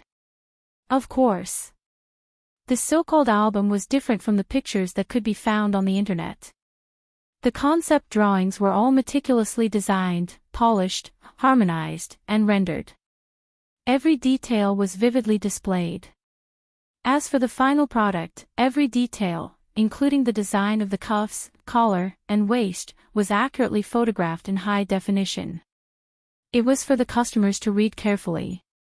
As for the fabric, there were some samples at the end of the album so that the customers could feel the texture with their own hands and choose the material that they liked. There was a thick stack of album in front of Muyaja. It was very thick and very heavy. Yun Shusher held the album in her hands. It was so heavy that she frowned. "Did you pick anything?" She looked up and asked him as she flipped through the album. Muyaja frowned and shook his head. He was picky and paid attention to details. Originally, he did not want to participate in the process of choosing the dress. However, she said that she hoped that he would like the dress that she wore. Since that was the case, he would personally participate in the process of choosing the dress. Since he entered the shop, he had already flipped through 3 albums. However, there were only a few designs that he liked, but he was not satisfied with any of them. Among the few models that he liked, there were also many details that he was not satisfied with. However, they weren't in a hurry. If there wasn't anything they were satisfied with, they could continue to choose. There had to be one that both of them liked. If there really wasn't any, it wouldn't be a problem to get the designer to rush out the design. After Yun Shusher sat down, the manager led a few designers over. Yun Shusher was not a professional when it came to choosing a wedding dress, so the manager specially brought a few designers to explain to her. Formal attire might seem simple, but when it was worn on the body, the first thing that was important was its beauty, the second was its material, and the third was its comfort. Some low-quality gowns did not fit well. Some people with sensitive skin would have an allergic reaction when they touched some low-quality fabric. A few designers flipped through the album and showed it to her and Mu Yaja as they explained it in detail. At first, Yun Shushu only understood half of it, but later on, she gradually understood some of the details. Finally, after some discussion, the two of them decided on a set of formal attire. Chapter 1760. A red Chinese-style gown was more festive. On this point, the two of them were surprisingly in agreement. However, this gown was not a classic one. It was stylish and beautiful. Yun Shushu took a liking to it at first glance. Mu Yaja gave the manager a deadline. As the date of the engagement was approaching, the gown had to be made as soon as possible. The manager repeatedly promised that the gown would be delivered before the engagement under the condition that the quality and quantity of the gown were guaranteed. Yun Shushu sent out the last few invitations. Of course, Xiangyu, Yun Qingmiao, and Xiangyu also received an invitation. The invitations were exquisitely made, and each one was handwritten by Yun Shushu. The date and place of the engagement were written in it. It also stated that 2 nights before the engagement, Mu Yaja would use his private jet to bring the groom's and bride's invited guests to the island. The moment Yun Qingmiao received the invitation and saw the envelope, she was dumbfounded. Mom. Who exactly is Yun Shushu's man? He actually has his own private jet. Yun Qinli was also in disbelief. Gosh. I used to think that Yun Shushu's man could only be considered as Yin Fu, but now it seems that his identity is definitely not ordinary. He actually has his own private jet. How rich must he be to own such a thing? In their eyes, only the super rich could afford a private jet. What they did not know was that Mu Yaja had a total of 5 private jets under his name. 2 of them were especially luxurious VIP jets, which were used to pick up important VIPs during business negotiations. You are one of the private jets that will be used for the engagement. Yun Qingmiao was so jealous that she could die. A few days ago, she had just seen the trailer for the movie The Green Apple on TV. At first, when she saw the beautifully edited promotional video on TV, she felt that it looked familiar. At first, she thought that it was just a coincidence. Later, the movie channel specially broadcasted the special feature and invited the director and the various main cast members to do an exclusive interview. They also edited some of the movie's highlights. When Yun Shushu appeared on the screen, her name was clearly written at the bottom of the screen. Only then did Yun Qingmiao believe that her distant cousin was actually a superstar. Yun Qingmiao was not a fan of celebrities, but Yun Qinli especially liked to watch idol dramas. Naturally, like many young girls, she especially admired Gu Xingze. When she saw Yun Shushu and Gu Xingze smiling as they sat together for an interview, she went into a frenzy. Yun Shushu was actually a superstar. Moreover, she and Gu Xingze had starred in a teen movie. What's more, the main cast of this movie was a gold medal team. Not only that, when she searched for Yun Shushu's name, a few topics popped up. Surprisingly, one of them was a popular reality TV show, The Love Diary. She stayed up all night and watched all 3 episodes of the show. For 3 whole days, she could not sleep in peace. She was excited. She was excited. She was excited because she did not expect that her beloved idol would be so close to her one day. Chapter 1761. Yun Qinli especially wanted Gu Xingze's autograph. If there was a chance, she could use Yun Shushu to get to know Gu Xingze in person. This was something she dared not even dream of. If she could use Yun Shushu to enter the entertainment industry, would she not be able to get closer to her idol? Yun Qinli was so delusional that she did not even have the mood to look for a job. All she wanted was to find an opportunity to enter the entertainment industry. Yun Qingmiao, on the other hand, did not chase after celebrities, but unlike her sister, she harbored another thought in her heart. It turned out that Yun Shushu's fiancé was so rich. Not only was he handsome and tall, but his family background was also so superior. How exactly did Yun Shishir manage to hook up with such a perfect man? If she had such a boyfriend, she would wake up laughing even in her dreams. Xiangyu, on the other hand, did not pay attention to these.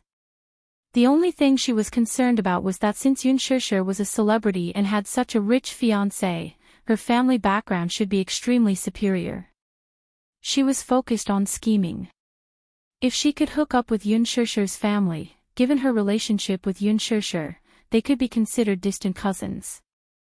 With such a rich cousin, she would not have to worry about glory and wealth for the rest of her life. In short, the three mother and daughter each had their own ulterior motives and different ambitions. Yun Qinli gave Yun Shishir a call and indirectly asked her how she could enter the entertainment industry and become a celebrity like her. How could Yun Shishir not understand the hidden meaning in her words? Alas, she was too busy preparing for the engagement, so she did not have the time to care about her. She gave a perfunctory reply and did not say much more. Yun Qinli was not discouraged, though. She thought to herself that she would discuss this matter with her after the engagement ceremony. She wanted to see if she could use her connections to open a back door for her to sneak into the production team and play a role. Who knew, she might become famous overnight. There was no telling. She might even become more famous than Yun Shishir. Yun Qinli was so delusional that she could not settle down for a few days. The engagement ceremony was held on an island because Mu Yaja had considered many aspects before making this decision. Firstly, there was a castle on the island. After fetching the family and friends, the 2-day and 2-night celebration banquet would be relatively convenient, and there would be a private jet to shuttle them back and forth. More importantly, his wife had always dreamed of having a beach wedding. She had never mentioned these dreams but had written them down in her diary. He took a glance at it and memorized it in his heart. Although it was just an engagement ceremony, it was still a dream come true. He hoped that the engagement ceremony would be grand, but at the same time, it had a confidential atmosphere. There weren't many guests, but they were all important guests with deep connections. If they held an engagement ceremony on an island, not only would they not be disturbed, they could also ensure the safety of these guests. One had to know that many of the invitees to the engagement banquet were international politicians, even aristocrats and celebrities. They were the leaders of various countries. In 2 weeks' time, the arrangements on the island were completed. Mu Yaja had invested a lot of manpower and energy in this aspect. Chapter 1762. His personality dictated that as long as he was involved in something, he would naturally strive for perfection. He did not like things with flaws, not to mention this was such an important moment in his life. He would not allow any mistakes in any part of the process. On the day of the wedding, he even sent out strict security. Even though it was on an island, he had to be alert to any possibility of an emergency. The venue was heavily guarded. Without an invitation, no one could enter. 2 nights before the engagement ceremony, Yun Shishir was suddenly so nervous that she could not sleep well. Mu Yaja had already flown to the island. The next day, he would send out a private jet to pick up all the guests. As for her, as the bride-to-be, another private jet would be sent to pick her up. She could not help but be curious and asked why. Mu Yaja mysteriously said, "You are my fiancé. Of course, you have to maintain a sense of mystery." Yun Shishir was amused by him and did not know whether to laugh or cry. Lying on the bed, she tossed and turned restlessly. Hugging the pillow, she recalled everything that had happened between her and Mu Yaja ever since they met. Every scene flooded into her mind, but it gave her the illusion that it was a lifetime ago. Fate was unpredictable. Perhaps she was born lucky to have met him and used up all her life's luck. When they first met, he was her employer. What about her? She was merely his surrogate mother. When they first met, they were still strangers. Then, she gave herself to him without any reservations. Out of helplessness, that was also the lowest point of her life. However, at that time, she did not expect that the man she was so afraid of that night would actually be her husband in the future. Fate was something that could not be explained clearly. However, fate was like this. If there was a slight mistake at every step, they could miss each other.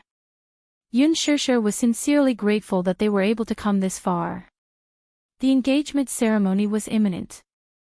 Yu Yu and Xiao Yichen were also excited. Xiao Yichen complained that he wanted to be the microphone, but Yu Yu rejected him. Idiot! It's an engagement party, not a wedding. There's no need for a flower girl. Mommy is not wearing a wedding gown. When Xiao Yichen heard this, he started chattering again.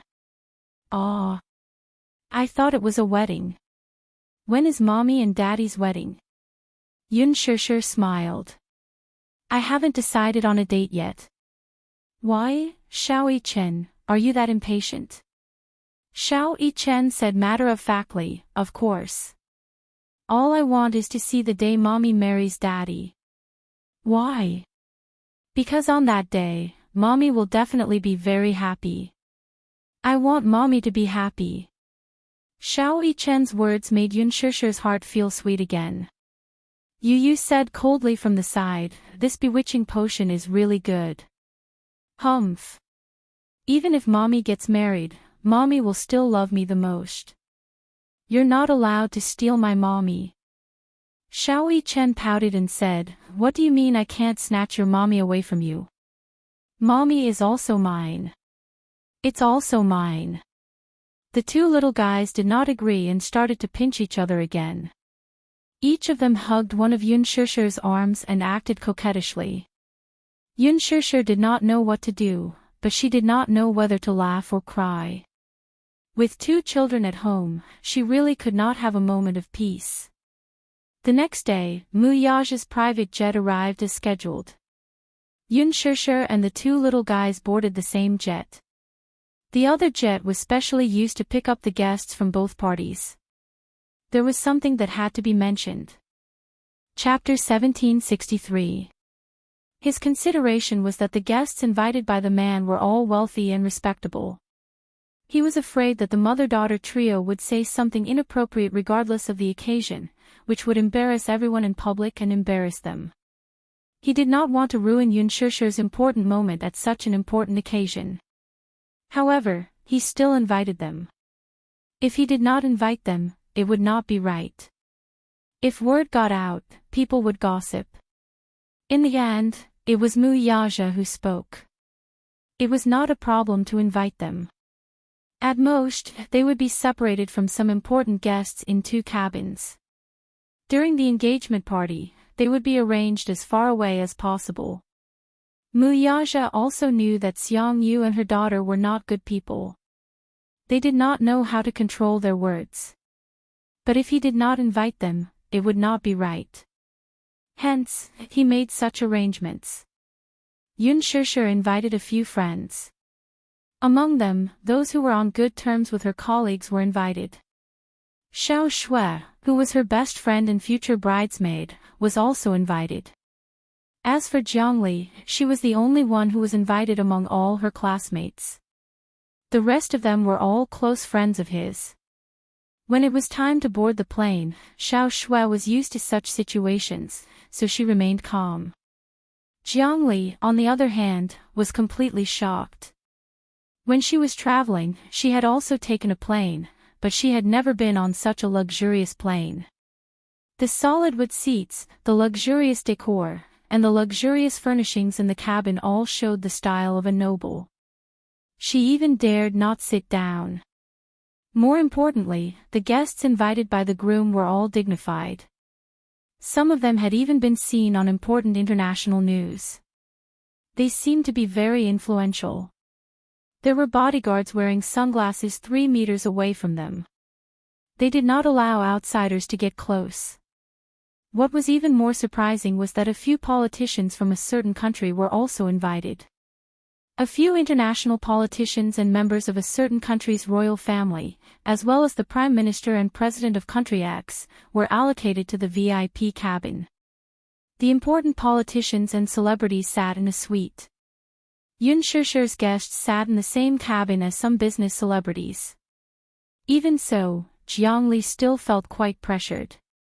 Most of the guests who were sitting in the same cabin were people with great backgrounds, and their names could be called out. Even if he hadn't appeared on TV, there were special introductions in some financial newspapers. One of them seemed to be the CEO of a large corporation. All the famous people on the Forbes list were among them. Sitting among them, she could not help but feel the aura of these big shots in the business world. It was as if Mount Tai was pressing down on her. It was so oppressive that she could not breathe. Even if she was just casually drinking some tea, she had to pretend to be a lady in order to feel that she could adapt to such a scene. But at the same time, he felt that she was imitating others and making a fool of herself. It was neither fish nor fowl. In short, no matter what she did, she felt out of place with the nobles of this class.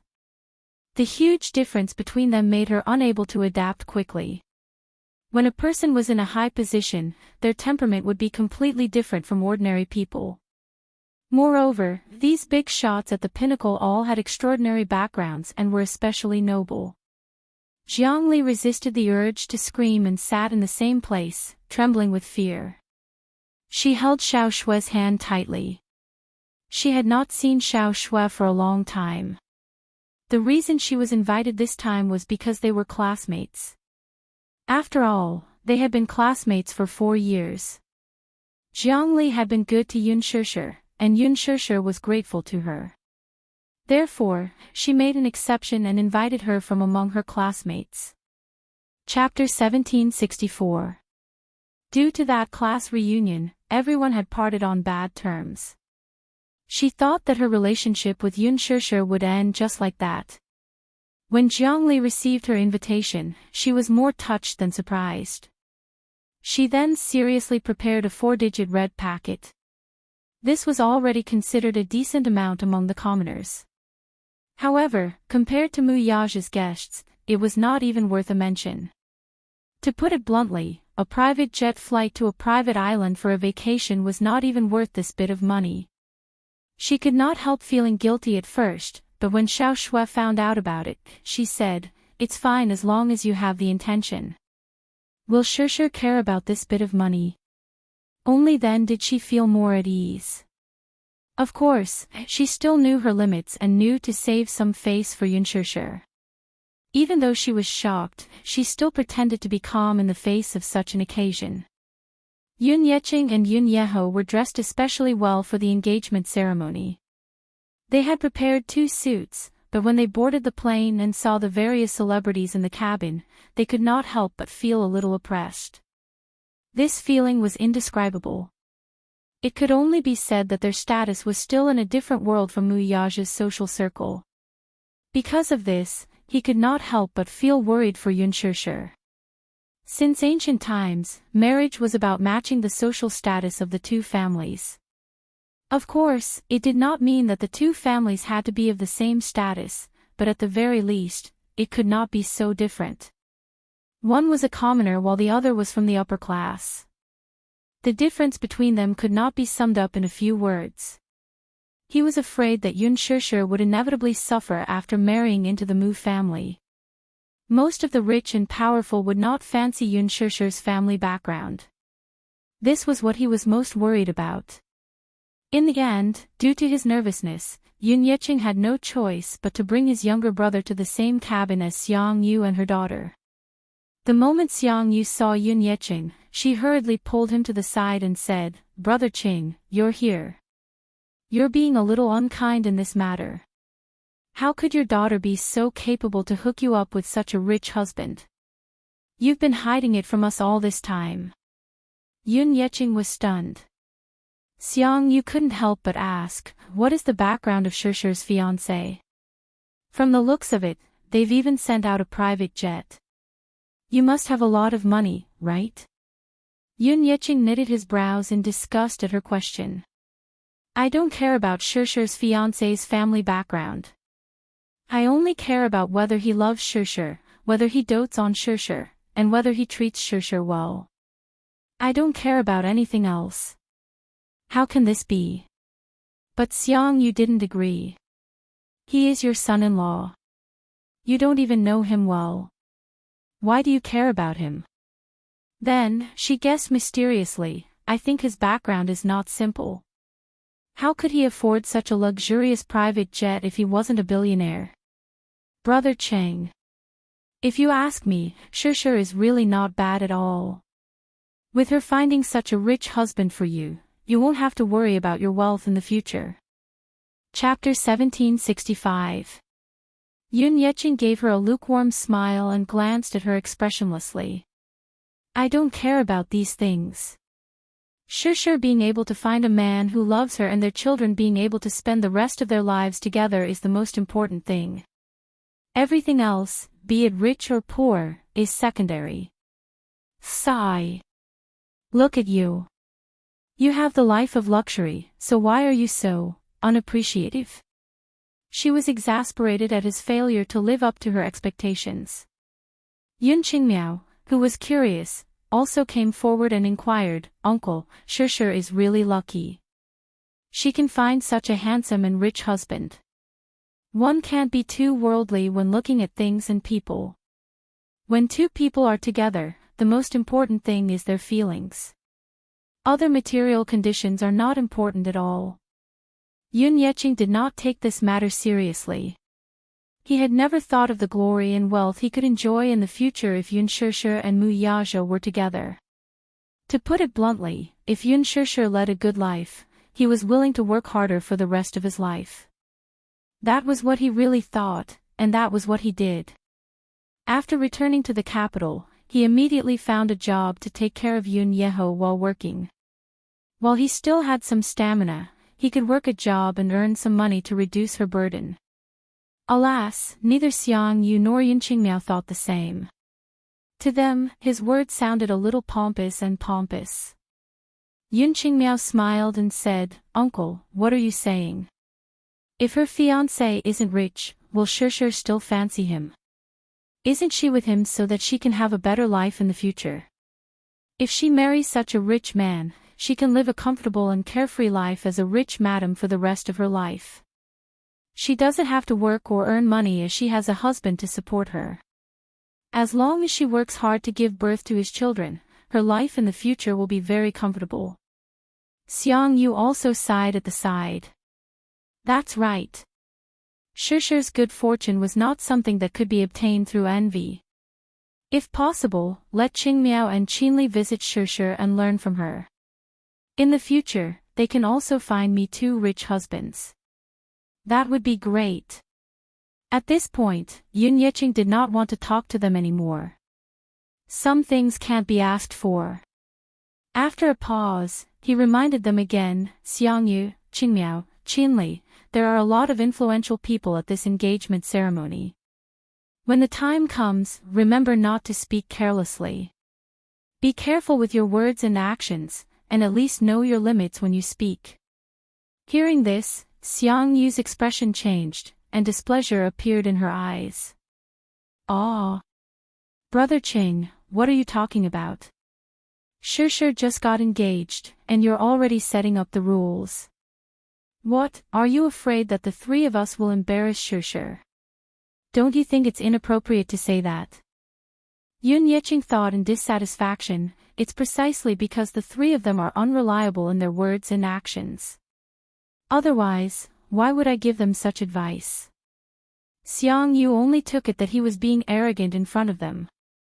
His daughter had married into a rich family, yet he was starting to despise them for being poor and lacking in class. It was just marrying into a rich family, did he have to be so lofty in his words? His pretense was quite impressive. Wasn't he just afraid that they would embarrass themselves in public? Did he have to speak like this? Chapter 1766. Sigh. I'm just worried. To be honest, most of the guests invited by the groom this time are people of status. I don't dare to speak carelessly for fear of being laughed at. So just keep your mouths shut when the time comes. Unwillingly, Xiang Yu agreed. However, she had another thought in mind. Once Yun Yeqing was gone, she immediately whispered to Yun Qingmiao, "Did you hear that? All the guests this time are people of status. Aren't you going to let me seize this opportunity?" Although Yun Qingmiao pretended to be calm on the surface, she could not hide the excitement in her heart. She held her mother's hand tightly, clearly at a loss for what to do. "Mom. In that case, are all the people who came to the wedding banquet this time influential people?" Her mother snorted. "What do you think? Most of them are either rich or powerful. Didn't you hear what your uncle said earlier? He said that many of the guests at this engagement party are people of status and influence. He. Shishi's fiancé is so influential that he even owns several private jets. How can the guests he invited be third-rate people?" Yun Qingmiao was elated to hear that, but she was full of expectations for the upcoming engagement party. She longed to meet a person of status and power like Mu Yaja. He was tall, handsome, and powerful. Most importantly, he seemed to have inexhaustible wealth. Perhaps it was because he was used to living a hard life. He had never enjoyed a good life since he was young. When he was young, he went to work in the factory. In the electronics factory, day after day, year after year, he worked 12 hours a day and only had 2 days of rest a month. Yet, he could only earn a salary of a little more than 3,000 yuan. At first, she was quite satisfied with this salary. 3,000 yuan was considered a good income in the countryside. However, there was no harm in comparison. When she followed her mother into this bustling metropolis, she saw real estate with an average price of tens of thousands, luxury cars that easily cost hundreds of thousands, mobile phones that cost a few thousand, luxury goods that cost tens of thousands, bags, lipsticks, cosmetics. To her, almost everything was full of impactful temptation. She suddenly felt that a monthly salary of 3,000 yuan was nothing. Living in such a huge international city, even if it was only a few tens of thousands of yuan, it might be difficult to make ends meet in a month. But if she could marry a rich husband, that would be a different story. She could also afford to drive a luxury car, live in a villa, buy Hermes bags that cost hundreds of thousands, and buy high-end cosmetics. She could walk through the bustling department stores and buy whatever she liked without hesitation. She yearned for such a carefree life. Therefore, she was extremely envious of Yun Shishi. However, it was important to know one's own limitations. Yun Qingmiao was well aware that her looks could not compare to Yun Shishi's. Perhaps it was hard to meet a man as noble as Mu Yaja, but she did not have to be too handsome or tall. As long as he had money, power, and could satisfy her material needs, that was enough. Speaking of which, this was all thanks to Yun Shishi. If she had not been invited to her engagement party, she might not have had such an occasion and opportunity to try her luck. Chapter 1767. After she arrived in the capital, she caught up with the latest trends. She used communication devices and even learned how to use Weibo. She followed Gu Xing's account on Weibo and saw a lot of intimate interactions between him and Yun Shishi. She was very excited. It seemed that the two of them had a good relationship. While she was jealous, she was also looking forward to seeing if Gu Xingze would attend the engagement party. If he did, she wanted to sit next to him. Even if she could only look at him from a close distance, she would be very satisfied. Of course, these were just wishful thinking. If he did not show up, then she would only be disappointed. However, Yun Qinli was destined to be disappointed this time. Yun Shishi did not invite Gu Xingze. Actually, she had wanted to invite Gu Xingze, but she gave up the idea after considering Mu Yaja's feelings. If he didn't like someone, she would consider his feelings and keep a little distance. Yun Shishi's plane arrived at the island first. After the plane landed on the tarmac, bodyguards escorted her all the way to the castle. However, the interesting thing was that after she got into the car, the bodyguard covered her eyes. While she was feeling uneasy and suspicious, the bodyguard said that it was the boss's idea. The boss was probably referring to Muyaja. What was this guy trying to do by pretending to be mysterious? Yun Shishir was puzzled, but she did not say anything and allowed them to cover her eyes. When she got out of the car, she was carefully led into the castle. Just as she entered the castle, the crisp sound of high heels hitting the marble floor reminded her of where she was. "Can I take it off now?" she asked softly. She could not see anything in front of her and this made her feel very uneasy. The cold and respectful voice beside her said, "Sorry, please wait for a moment. Follow me upstairs." Suddenly, he reminded her, "Be careful of the stairs." With the help of the bodyguards, she was led all the way to the 4th floor. In a daze, she did not know how many flights of stairs she had taken. Finally, she stopped in front of a door. After the bodyguard sent her into the room, he quietly retreated, closed the door, and left. Yun Shishir waved her hands in the air for a long time before she took off the blindfold in a daze. However, when she opened her eyes, she was instantly mesmerized by the luxurious and elegant decor in front of her. Inside the huge room, the ceiling was more than 5 meters high. As far as the eye could see, the richly ornamented beams and painted rafters were luxurious and elegant. The unique retro and luxurious style of European medieval royalty was fully reflected. There were bright floor-to-ceiling windows and an arched door decorated with holy flowers. Past the arched door was the bedroom. There was a princess bed that was 2 meters wide and 3 meters long. The pink curtains were gently swaying, half-closed. Above her head, there was a complicated and beautiful crystal chandelier, elegant and beautiful paintings, an exquisite dressing table, and a high-quality solid wood wardrobe, all of which were luxurious.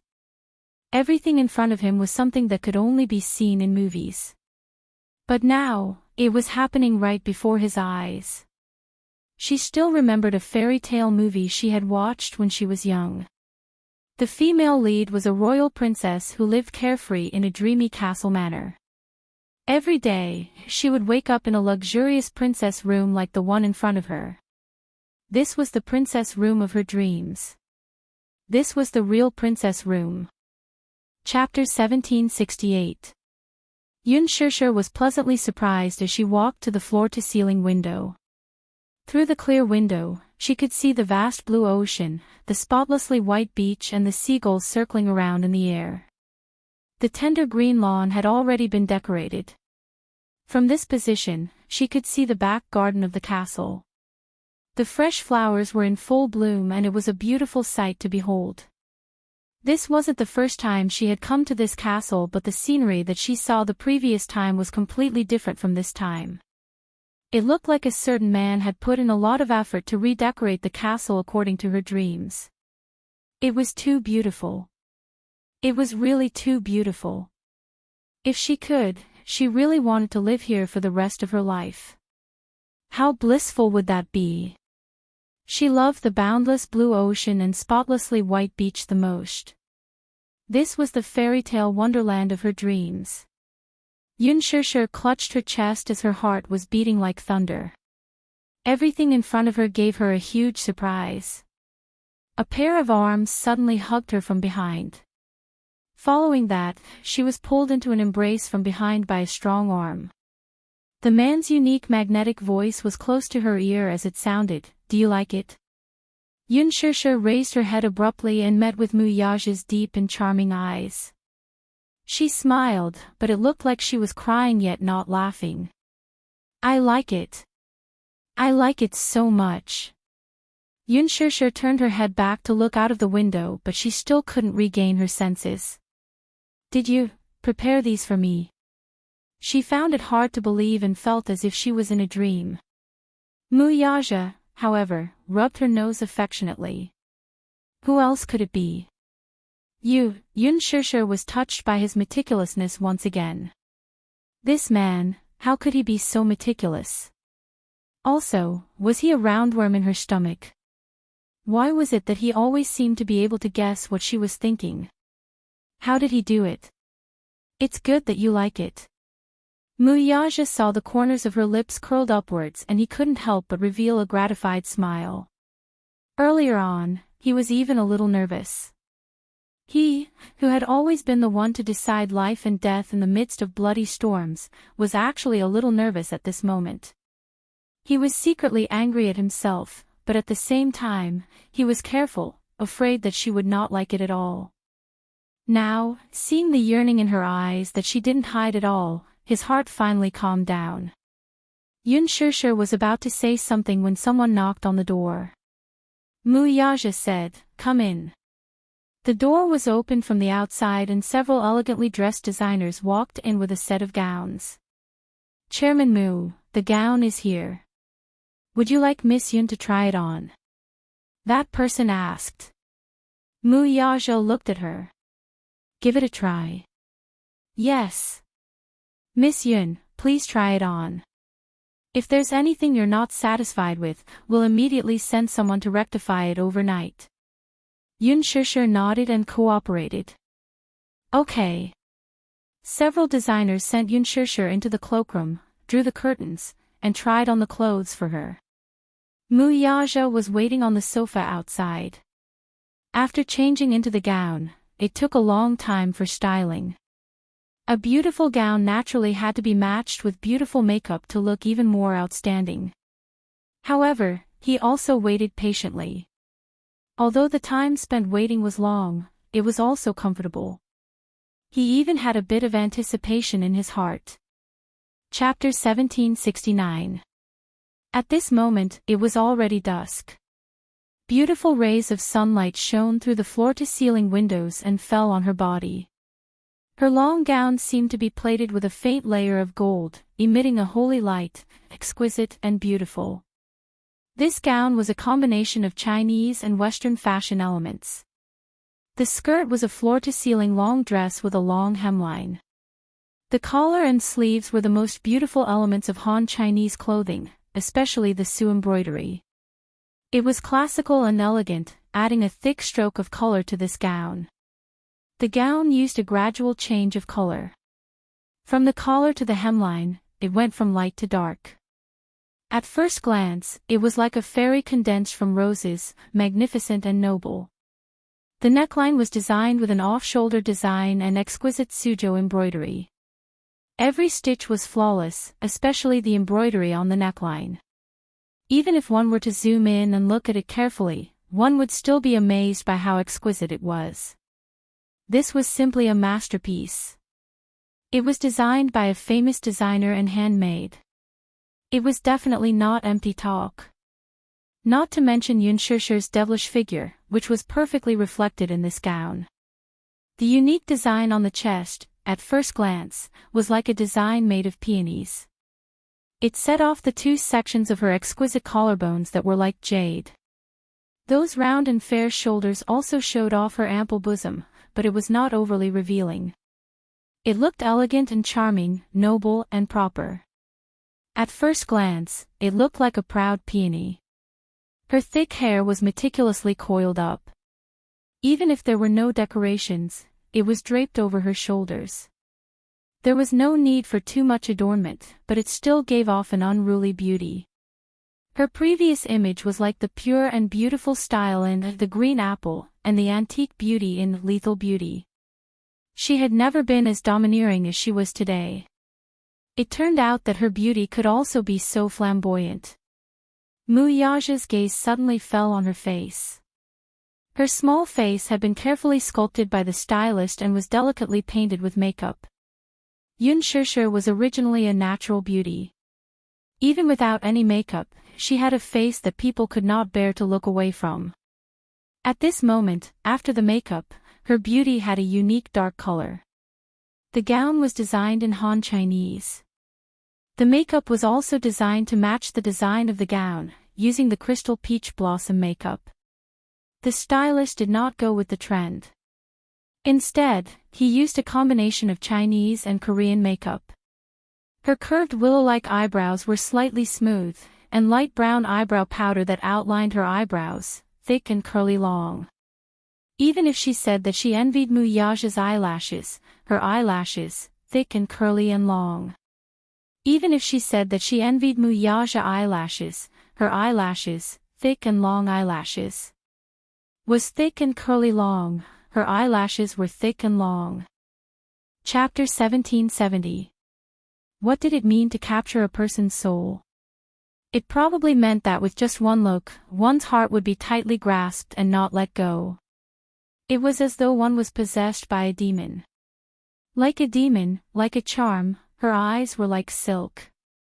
Her fair and translucent makeup looked like it could be broken with a flick of a finger. Her skin was naturally good, and her soft red lips were embellished with a little lipstick. The bright red lipstick didn't appear gaudy, but instead gave a direct visual impact. Her black hair, black eyes, and red lips were moist and moist. When the corners of her lips curved slightly, it was like a blooming flower. He couldn't wait to kiss it and smell that sweet fragrance. Muyaja's throat tightened slightly. He held his breath deeply and held it. His gaze fell on her body, but he couldn't bear to look away. It was as though he had tasted a mouthful of wine that had been sealed for 100 years. Just one mouthful and his heart felt slightly tipsy. Even his body felt a little hot. But he knew in his heart that this reaction wasn't because he had drunk the wine. The man suddenly stood up and walked in front of her. When Yunshishir saw him approaching, his gaze landed on her body without blinking. For a moment, she couldn't help but feel nervous. She was even more nervous than the last time she acted in front of the camera. When she was done with her makeup, she also took a look at herself in the mirror. But when she saw herself in the mirror, other than being stunned, she also felt a little uncomfortable. She had never thought that she would have such a beautiful moment. In the past, she had neglected to dress herself up. Even if she put on makeup, it would be light makeup and a little powder. However, today's makeup was done meticulously. After a full hour, she looked at herself in the mirror and saw how she had changed from a pure and elegant face to such a beautiful and alluring face. Women weren't born works of art. The sculpting in the later stages was especially important. When she saw the man approaching her, her throat felt a little dry. She asked nervously, "How is it? Is it okay?" Muyaja walked in front of her and lowered his head to look at her face. Her hair was all tied up. At this point, her palm-sized little face was completely revealed.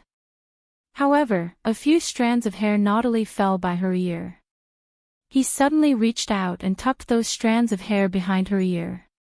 Because of his careless touch, she shyly lowered her head. Her elf-like ears were actually slightly hot and red. It was obvious that she was shy. This little idiot was always so easily embarrassed.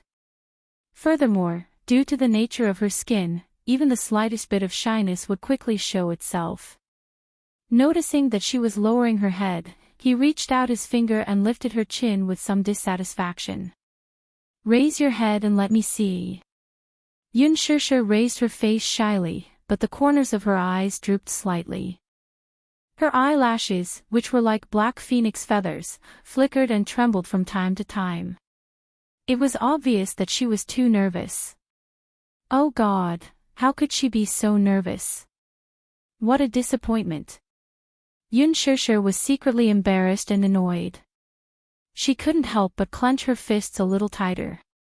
However, she heard his mellow voice say warmly above her head, "Very beautiful." The sudden voice made the air in her brain thin for a few seconds. Her face heated up even more. Really? She looked at him and saw that the amazement in his eyes was undisguised. His heart was moved. It was more than just his heart being moved. Chapter 1771. His body was slightly warm. He really liked how she was dressed up.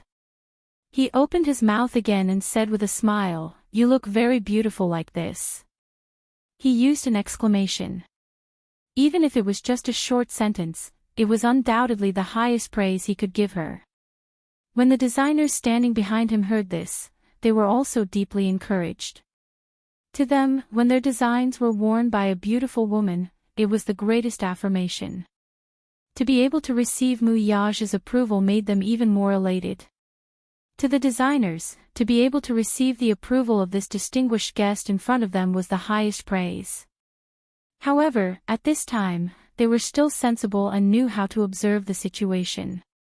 The two of them looked at each other, understood tacitly, and quietly left. The door was tightly shut. In the huge bedroom, only the two of them were left. Muyage reached out and hugged her waist. The tailoring of the exquisite design behind her back was extraordinarily good. This gown was especially comfortable on her body. It wasn't tight or loose. Every inch of curve seemed to be completely natural. He hugged her and pulled her into his embrace. From the angle where he lowered his head, he could see her pair of eyelashes fluttering like butterfly wings. They were thick and long, gentle and lovely, and set off her moving temperament. He couldn't help but nod his head and lightly kiss her fluttering eyelashes. Soft kisses fell between her eyebrows, the corners of her eyes, the tip of her nose, the edge of her lips, and finally to her elegant and beautiful neck. The kiss was deep, but his eyes were burning hot. This was his fiancée. The woman who would hold his hand for the rest of his life, his only wife. She was so beautiful that it was as if she didn't eat the food of mortals. She was like a fairy that no one could profane. Yun Shusher couldn't help but laugh a little. She pushed him, but he didn't know that he was satisfied and couldn't bear to leave her. His hand cupped the back of her head and he kissed her lips. He didn't forcefully seize it, nor did he attack the city. Instead, he carefully and gently decorated it over and over again. He wanted to taste it. It was like kissing a piece of art, a rare treasure. He loved it, but he couldn't bear to use too much strength. Yun Shusher pushed him away and looked up. However, when she saw the lipstick on his thin lips, she laughed again. "Your lips are stained with lipstick." Muyage's handsome brows furrowed and he couldn't help but purse his lips. This time, it was even more obvious. Thus, he subconsciously reached out to wipe it off, but she stopped him. "Don't move. I'll clean it for you." She carefully reached out her fingers and used her fingertips to gently wipe the lipstick off his thin lips, little by little. Muyage remained motionless as he allowed her to wipe him. He thought to himself that this was probably the happiest moment of his life. She had once fantasized that if it was their wedding, he would be like the other grooms-to-be, nervous, uneasy, excited. However, right now, there was probably no nervousness or uneasiness. It was just that his excitement were reflected in reality. Strictly speaking, this was not his first engagement. In the past, under Mu Xing's repeated requests, he had to comply with the imperial decree and hold a forced engagement with Mu Wanru. Chapter 1772. At that time, in his heart, the engagement ceremony was not that sacred, and there were not many expectations. It was just a dispensable ceremony. As long as the person was there, it was fine. The engagement ceremony was held in the hotel, and everything was carried out according to the normal procedures. Just before the engagement ceremony, he rushed over from the company's morning meeting. Looking at Mu Wanru's face, he was not touched. Instead, he felt a deep sense of disgust from the bottom of his heart. At that time, the engagement ceremony did not leave a deep impression on him. Among the blessings that were either feigned civility or had ulterior motives, he went through the entire process as if he was putting on a show. He had never thought that there would be a day when he would put so much effort into an engagement ceremony. Yun Shusher did not know how much effort he had put into this engagement ceremony. Everything was done by himself. Even this huge bedroom was redecorated according to his ideas by the designers.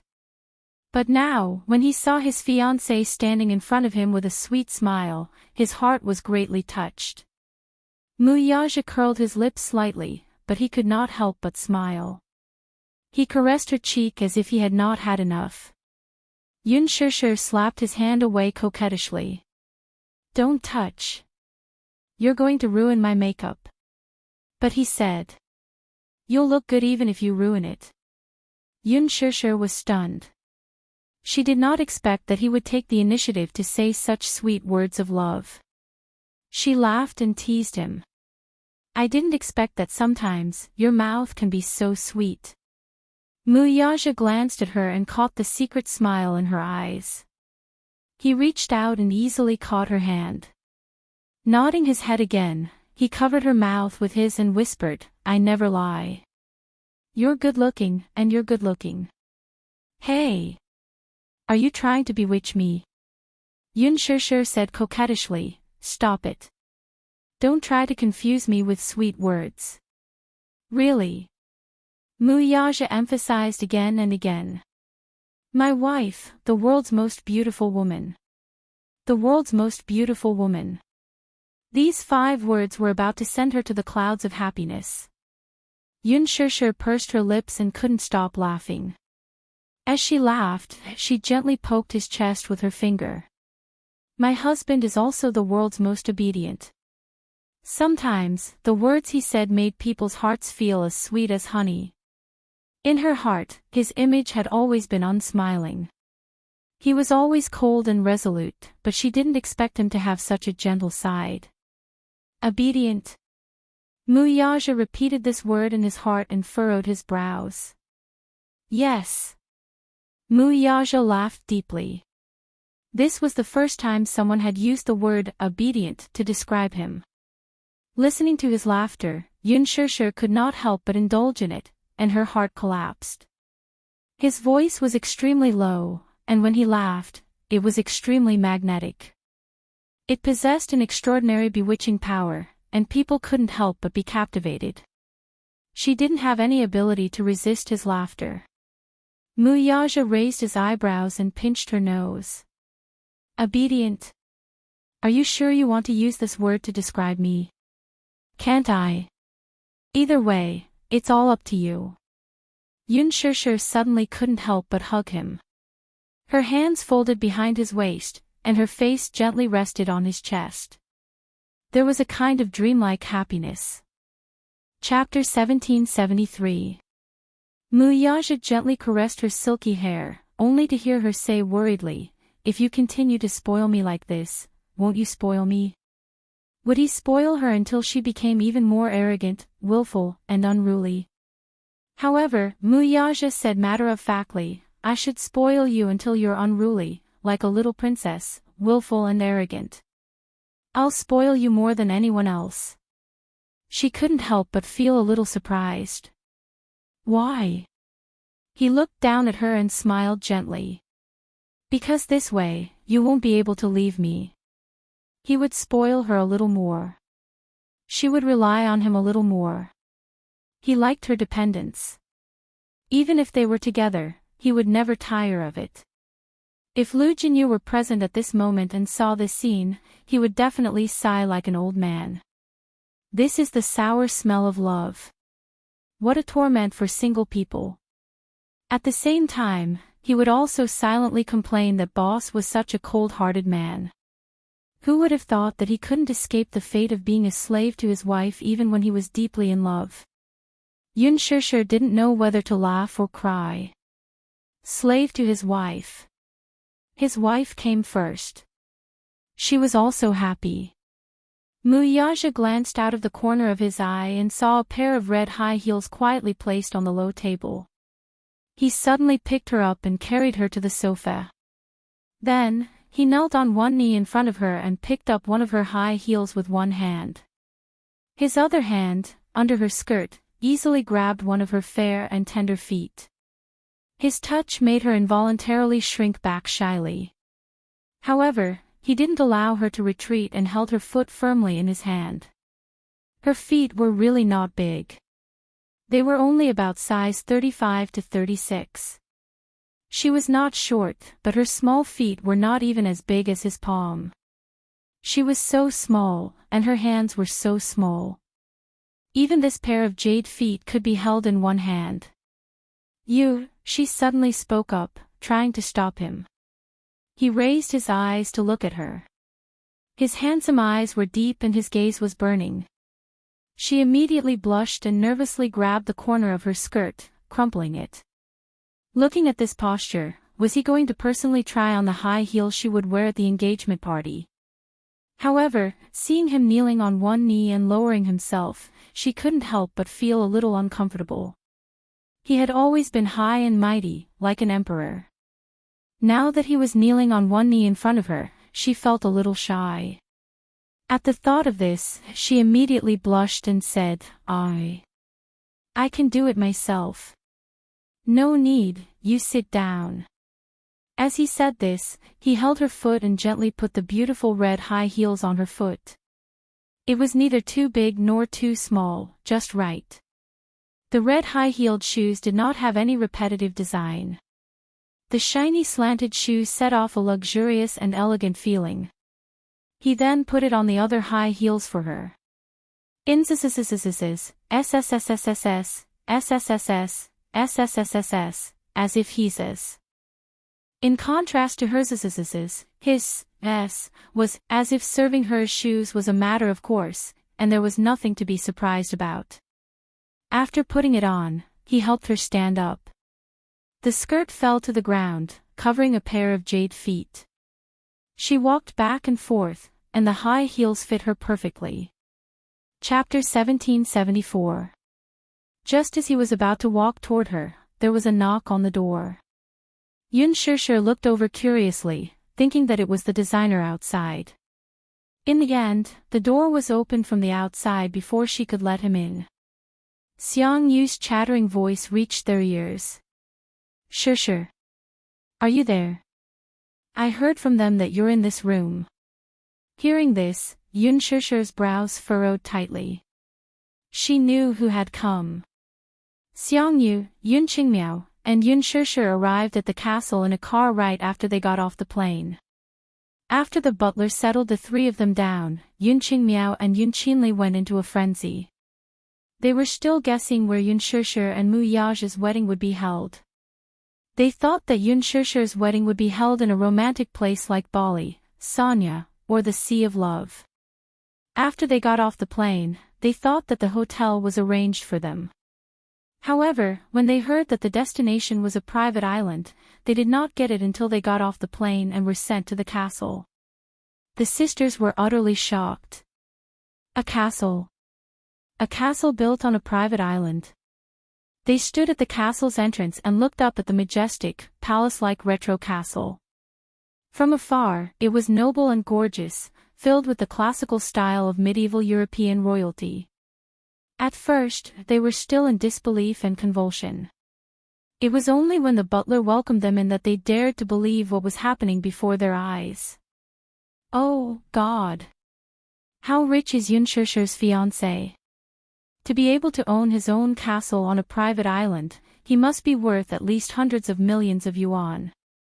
They heard that there were exclusive helicopters and luxury yachts on the island. How could they not be shocked when these luxuries, which they had only seen on the news, appeared before their eyes in real life? Does all of this belong to Muyaja? In that case, all of this will belong to Yun Shishir in the future, too. Oh, God! Oh, God! For a moment, too many exclamations came to their minds. Yun Qingmiao and Yun Qinli toured the castle excitedly as if they were looking at a work of art.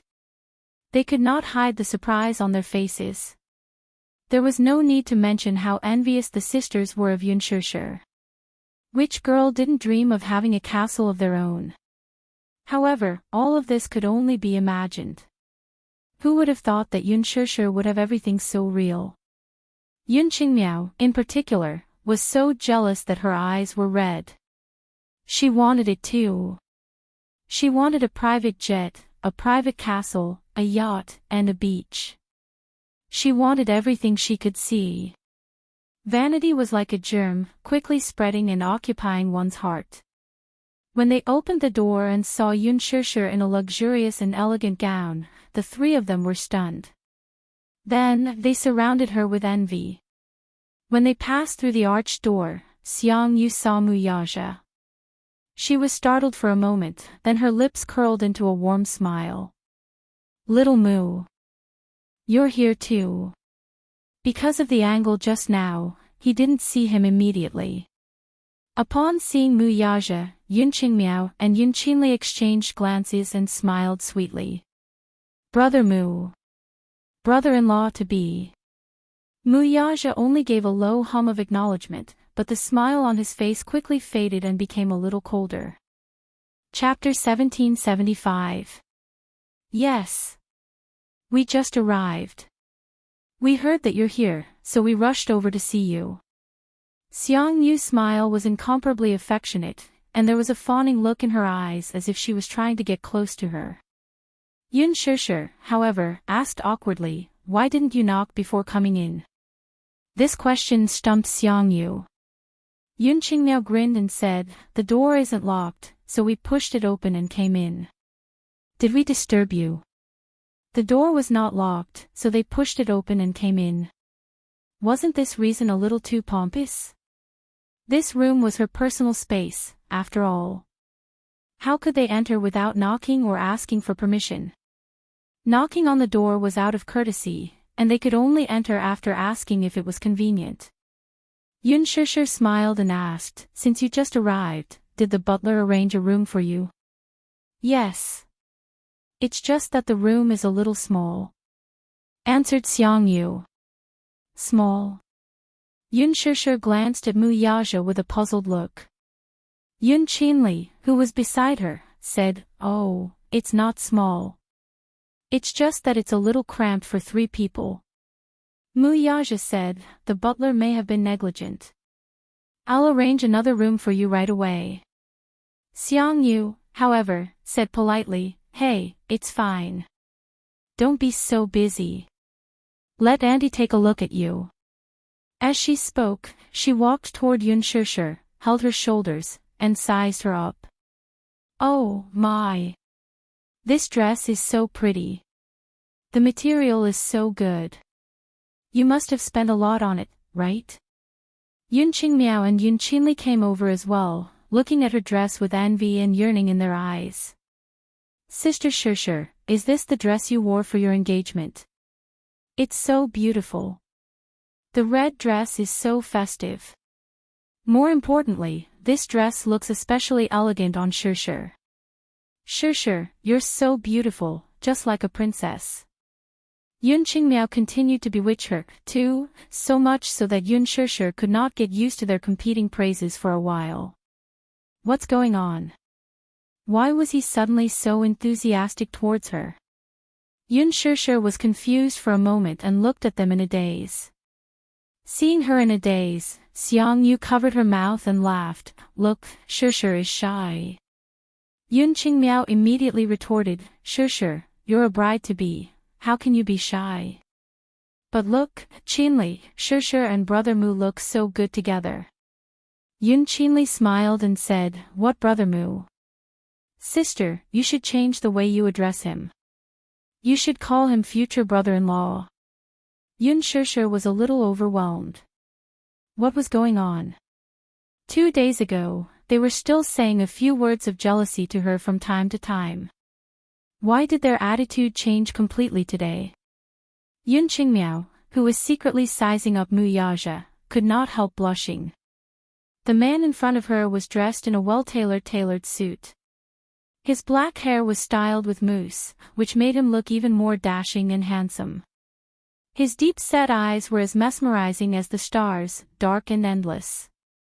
However, when he swept a glance over, his arrogant and cold gaze made her heart skip a beat. No woman would be able to resist his charm if they stood before him. Chapter 1776. He could not help but frown. With just a glance, he knew what she was shy about.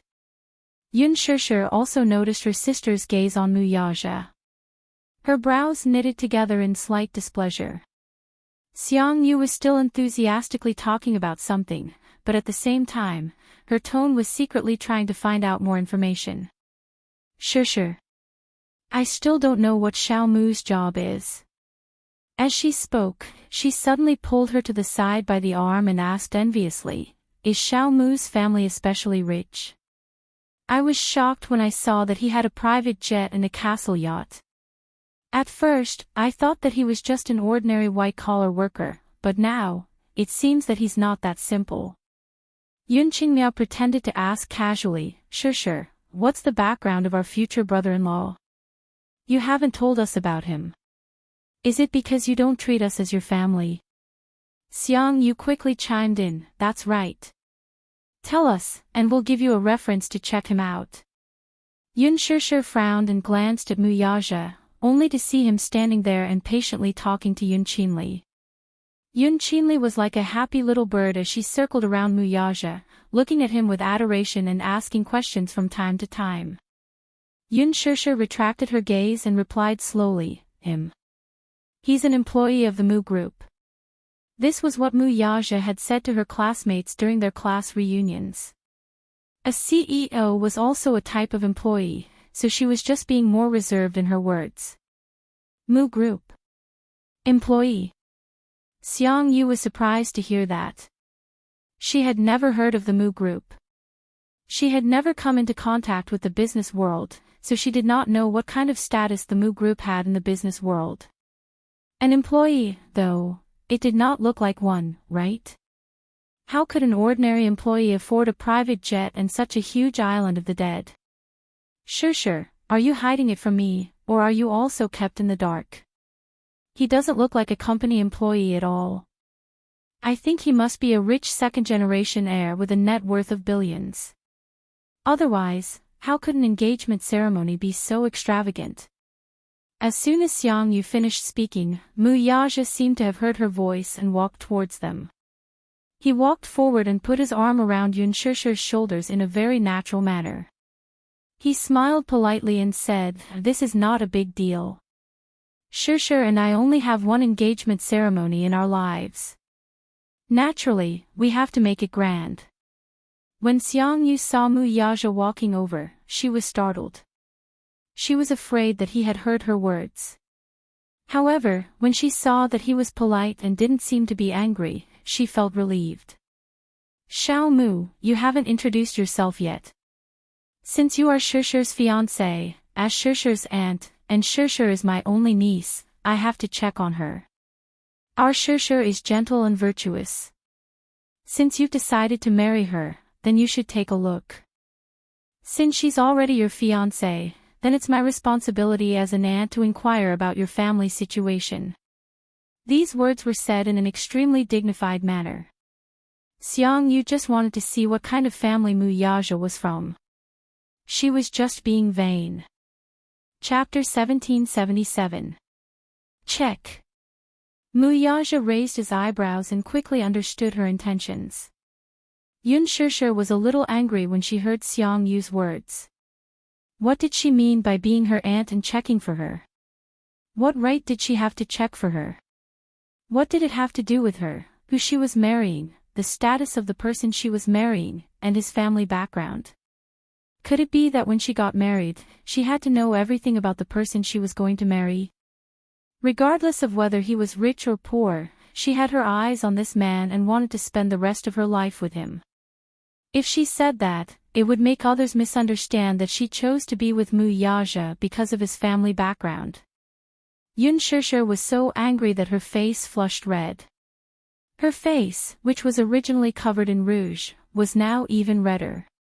Mu Yaja lowered his head to look at her and knew that she was a little unhappy. Hence, he said, Shishir is my fiancée and the wife that I have decided to be with for the rest of my life. There is no doubt about my feelings for her. Of course, the so-called sincerity is not something that can be proven with empty words. I will only say that regardless of whether I am rich or poor, even if I have to give up everything, I will not let her suffer. Moreover, the so-called power, wealth, and status are never eternal. But my sincerity towards her will never change in this lifetime. His voice was deep and mellow, with a charming magnetism. His words were not to be refuted. Xiang Yu was stunned. His sincere confession was so deep and sincere that it indirectly refuted her words. Instead, it made her words seem even more pretentious. Who was Mu Yaja? He had been on the battlefield for a long time and had traveled through bloody battles. He had seen many schemes and schemes. No matter who it was, what they were thinking, or what they were thinking, he could see through it all with just one look. How could Xiang Yu's narrow-mindedness escape his eyes? With just a few words, she had no choice but to shut up. His invisible and imposing aura made her feel a little light-headed and light-footed. This man's aura was not ordinary.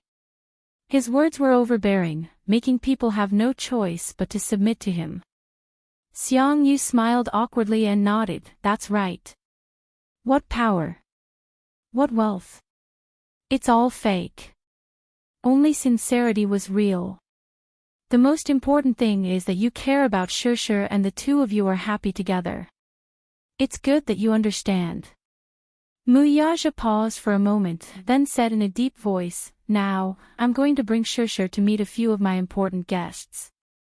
Please return to your room. If you need anything, just instruct the housekeeper. Don't go out and walk around as much as possible. Be careful not to get lost." With that, he hugged Shirshir and left the room without looking back. Xiang Yu was momentarily stunned by his domineering declaration. She stood rooted to the ground, unable to recover her senses for a long time. Yun Qingmiao, who was behind her, was more observant. She could vaguely detect a hint of mockery in Muyaja's words. Her face turned pale as she tugged at her mother's clothes. "Mom, what you said just now was too straightforward. People will think that we haven't seen the world." "Humph. This brat clearly doesn't put me, his aunt, in his eyes." After Xiang Yu came back to her senses, she was clearly very angry. Chapter 1778. She should be thankful that she was Yun Shirshir's aunt. Even if she were to spend her entire life like this, it would be impossible for her to stand before Muyaja and let him take a look at her. Having said that, Xiang Yu couldn't say anything else. The three of them could only return to their room resentfully. However, just as Muyaja had expected, they really got lost in the huge castle. Helpless, they could only ask the butler to bring them back to their room awkwardly. Along the way, Yun Shirshir was still puzzled. She didn't know who this man was bringing her to see. It wasn't until they arrived at the reception room that she saw Lu Jinyu sitting on the sofa and smoking a cigarette that she suddenly realized what was going on. The moment Lu Jinyu saw Muyaja push open the door and enter, he saw the woman in his arms. He immediately stood up and greeted with a smile, "Chief, sister-in-law." Yun Shirshir smiled at him politely. She had a better impression of him after he helped her at the hospital last time. However, facing the lingering smoke in the reception room, she still frowned uncomfortably and waved her hand slightly. She actually didn't like the smell of cigarettes. It was very suffocating. However, Lu Jinyu knew how to read people's expressions. Seeing that she seemed to be a little disgusted by the smell of cigarettes, he immediately put out the cigarette in his hand in the ashtray. Yun Shirshir was touched by his action. He knew how to take a woman's feelings into consideration. This man should be an elegant gentleman with good etiquette. There were three other unfamiliar men sitting in the reception room. They also stood up behind Lu Jinyu and greeted Muyaja, "Boss." One of the handsome men, who looked slightly younger, looked at Yun Shirshir with a hint of surprise in his eyes. However, more than that, he couldn't hide his amazement. "This must be sister-in-law." Yun Shirshir smiled politely. "Hello." Muyaja said, "Let me introduce you. This is your sister-in-law, my fiancée. From now on, all of you should follow Jinyu and call her sister-in-law." When everyone heard this, they first glanced at Yun Shirshir and smiled at each other. Then, they said in unison, "Hello, sister-in-law." Yun Shirshir did not know whether to laugh or cry at such a situation. "They are. You didn't even introduce them to me." Yun Shirshir secretly rebuked. Muyaja introduced Lu Jinyu. "You should have met this man before. Lu Jinyu is in charge of all the affairs of the corporation under me. He's very capable. Lu Jinyu smiled and said, "Sister-in-law, we met a few days ago. You should still remember me." Yun Shusher pretended to be confused and said, I don't remember." Lu Jinyu turned pale with fright. "No way. Sister-in-law, it's only been 2 days and you've already forgotten about me?" After saying that, he couldn't hide the disappointment and sadness on his face. Yun Shusher giggled, but she was a little shy. "I'm just kidding. It's all thanks to your help at the hospital that day. How could I forget?" Lu Jinyu was stunned, but he laughed out loud. His sister-in-law was really cute sometimes. This is Jiangshin. Don't be fooled by his baby face. He's actually 27 years old. Mu Yaja introduced the man who looked exceptionally young and tender. Jiangshin immediately protested, "Boss. You can't do this. I'm only 18 years old." Chapter 1779. Judging from his appearance, she had thought that he was underage. It turned out that he was only 1 year younger than Mu Yaja. Mu Yaja then proceeded to introduce the rest of the team members. They were all his right-hand men, who were in charge of all the affairs of the Xingyu Financial Group. For example, Jiangshin looked young, but he was the financial director of the Xingyu Financial Group and firmly controlled the financial power. Another was Pei Xiaoyu, the public relations director of the Xingyu Financial Group. He was about 25 or 26 years old and looked gentle and refined. The last was a slightly older man, Jing Qing.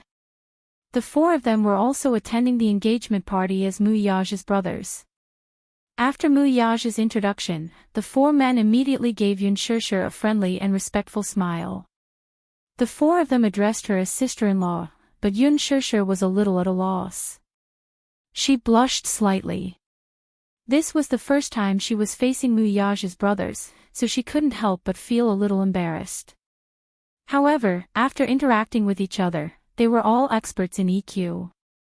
After laughing and chatting, they easily dispelled the awkward atmosphere. They all had a close and friendly attitude towards Yun Shusher. After all, she was Mu Yaja's fiancée, so they naturally liked her. Jiangshin even circled Yun Shusher twice and sighed in amazement. "You're indeed the woman that boss likes. Sister-in-law, you're really elegant. This is the gown that you'll wear at the engagement party, right? Oh, sister-in-law, you're so beautiful in it. You're just like a fairy." Lu Jinyu joked, "Jiangshin, don't mess around.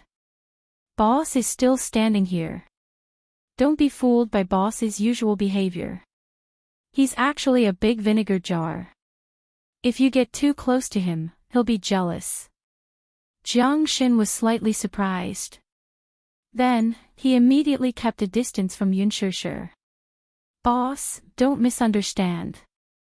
I don't have any feelings for sister-in-law." Lu Jinyu said, "Jiangshin, you didn't see that last time. I just helped sister-in-law up. His gaze almost killed me on the spot. If looks could kill, I would have died a long time ago." When everyone heard this, they burst into laughter again.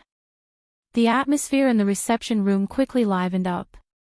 It seems that after getting married, boss must be a slave to his wife. He'll listen to his wife. I'm afraid that we won't have any status in the future. Lu Jinyu sighed and shook his head as he said this. Mu Yaja shot him a look, and he immediately shut his mouth, not daring to say another word. Jiangshin, who was standing at the side, said coolly, "Jinyu, be careful with your words and actions. You'd better be careful with your words. Boss is very vengeful.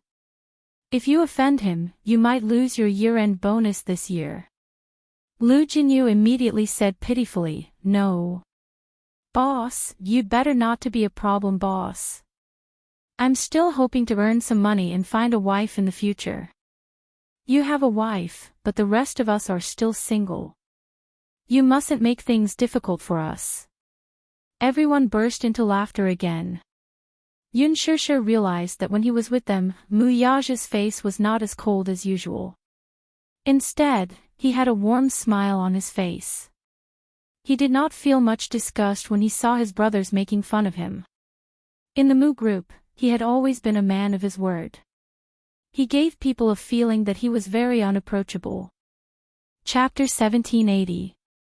As his left and right arms, the four of them were all young and capable. Muyaja had taken a fancy to their character and talent, so he recruited them. From the establishment of the Xingyu financial group until now, the five of them had gone through storms together. It could be said that they had many years of revolutionary feelings and had long cultivated a tacit understanding that was as close as brothers. With just a glance, they could understand each other tacitly. Lu Jinyu suddenly asked, "Boss, didn't the two young masters come?" Muyaja looked at her. Yun Shushu immediately explained, "They got off the plane and are a little tired, so they're resting in their room for a while. You'll see them tomorrow. The children are still young. After such a long journey, they must be tired. They should rest," Jiangshan said. As he spoke, he suddenly presented a treasure. "Sister-in-law, I've specially prepared a mysterious gift for you at this engagement banquet." Yun Shushu was a little curious. "What gift?" "You'll be able to see it tomorrow. Wait and see. You'll definitely like it." Jiangshan was smug and obviously very confident. Lu Jinyu mercilessly undermined him. "If sister-in-law doesn't like it, you'll be embarrassed. It's better than you. You came empty-handed. How can you have the nerve to criticize me?" "What do you mean I came empty-handed? I've prepared a big red packet for sister-in-law this time." Jiangshan ruthlessly disdained. "How tacky." Lu Jinyu instantly felt hurt and looked at Yun Shushu pitifully. Yun Shushu saved the situation. "I don't think it's tacky. It's a big red packet." "How big is it?" "See. Sister-in-law likes it." As he spoke, Lu Jinyu smiled mysteriously and winked at Yun Shushu. "It's a very big red packet. You'll know when you count it." Yun Shushu smiled and did not take his words to heart. Still, it was true that she was shocked by Lu Jinyu's handiwork afterward. She thought that the so-called big red packet would be at most 6 figures, which was already impressive. And the result? Lu Jinyu, on the other hand, had prepared a total of 7 figures in red packets. Most of them were treasured currencies from various countries. There were several large gift boxes. Yun Shushu counted them so many that her hands were about to cramp. Yun Shushu didn't know whether to laugh or cry. Was this guy going to give her all his savings in a red packet? Of course, this was all in the future.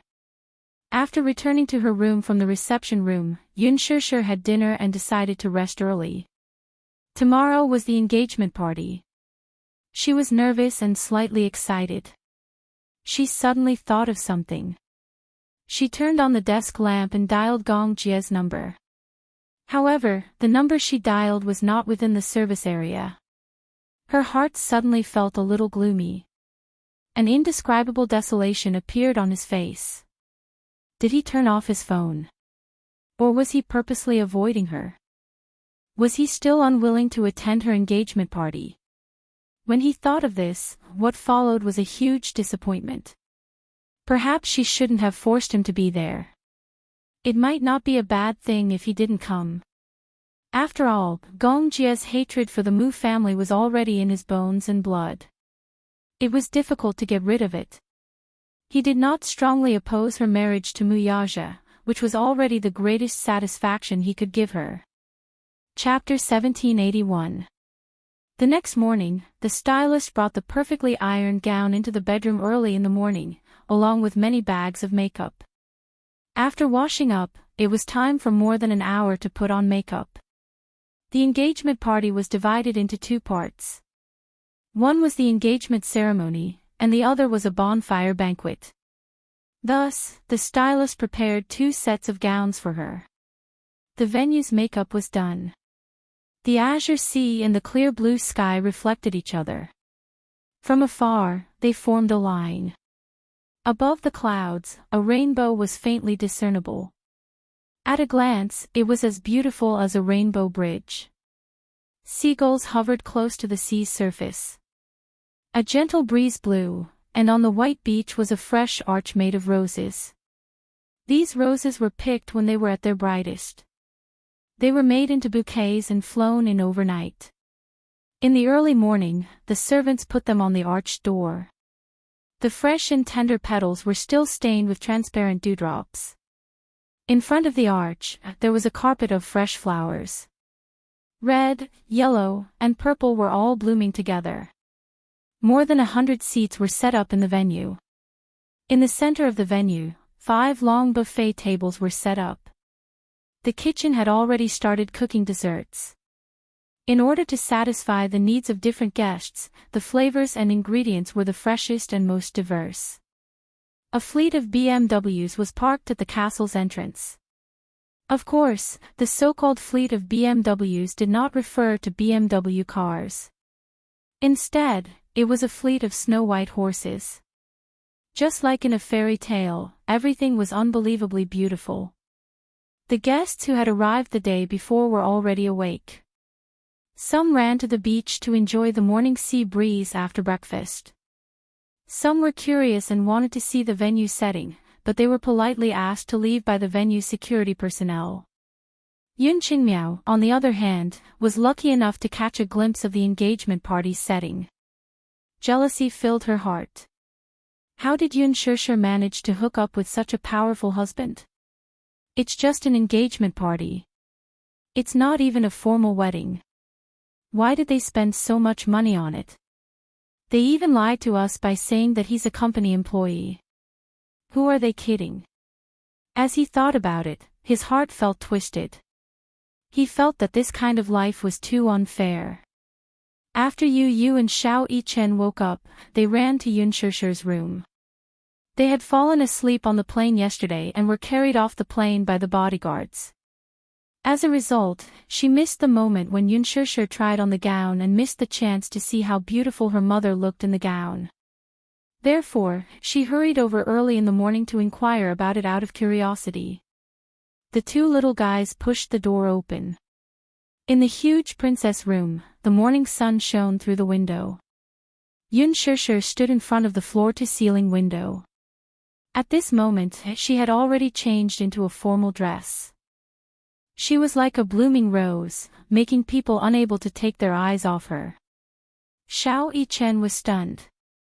He stared at her with his big, watery eyes without blinking. Yu Yu glanced at him and felt sorry for him. She kindly raised her hand to close his jaw that was about to dislocate. Xiao Yichen was still so shocked that he could not speak. He had never seen his mother look so beautiful. She was wearing a rose-colored gown and looked like a fresh flower. It was the most beautiful moment. Yu Yu waved her hand in front of his eyes. Hello. Mu Yichen, are you stupid? Chapter 1782. Yun Shishir was admiring the scenery of the beach through the window. The pure white beach, the circling seagulls, and the gentle sound of the waves crashing against the beach. Everything was so beautiful. The morning breeze by the beach blew in their faces, but they did not feel cold at all. Yu Yu waved his hand in front of his eyes. Hey! Mu Yichen, are you dumb? Xiao Yichen slapped away Yu Yu's hand that was blocking his view. He ran excitedly towards Yun Shishir and hugged her from behind. Mommy! Yun Shishir was stunned. When she came back to her senses, she turned slightly and placed her hand gently on Xiao Yichen's shoulder. She smiled. Baby, you're awake. Xiao Yichen nodded his head vigorously and praised, Mommy is so beautiful. You look like a fairy. In the future, Mommy will wear such a beautiful dress every day, okay? Yun Shishir was amused by his innocent words. She raised her eyebrows and squatted down slightly so that she was at his eye level. She did not know whether to laugh or cry. How can I wear this dress every day? Yu walked over and said helplessly. This guy was stunned when he stood at the door just now. But Mommy, you look really good in this dress. Suddenly, he could not help but say viciously, maybe Mommy doesn't care about her appearance normally and doesn't pay attention to her appearance. That's why you look as beautiful as a fairy when you dress up. This was why Mu Chen was taken aback by the disparity in his heart. Yun Shishir did not know whether to laugh or cry at his words.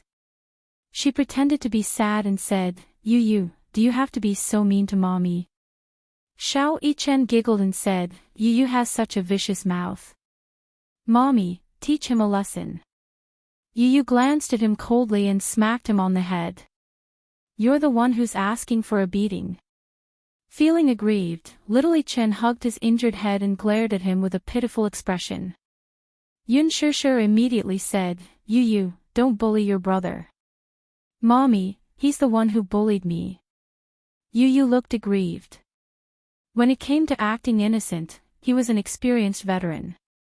When Yun Shishir saw his pitiful expression, she couldn't bear to scold him.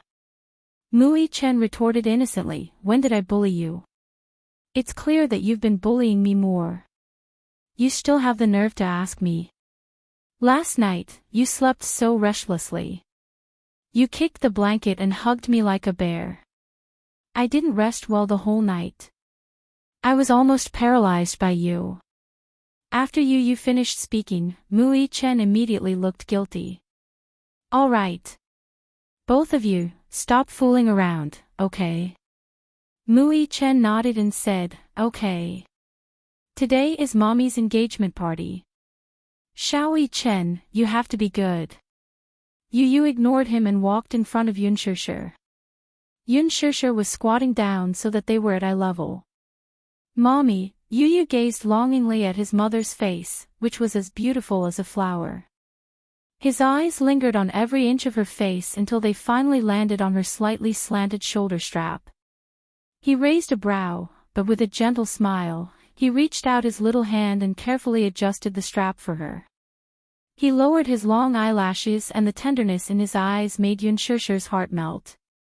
Mommy, you're already 24 years old. Why are you still so careless? The shoulder strap is crooked. It won't be pretty anymore. Chapter 1783. As Yu tidied himself up seriously, his pink lips curved into a delicate smile. Yun Shishir stared at him in a daze. For a moment, she even held her breath, unwilling to let her heavy breathing disturb the tranquil warmth of this moment. This morning, Yu got out of bed and dressed himself.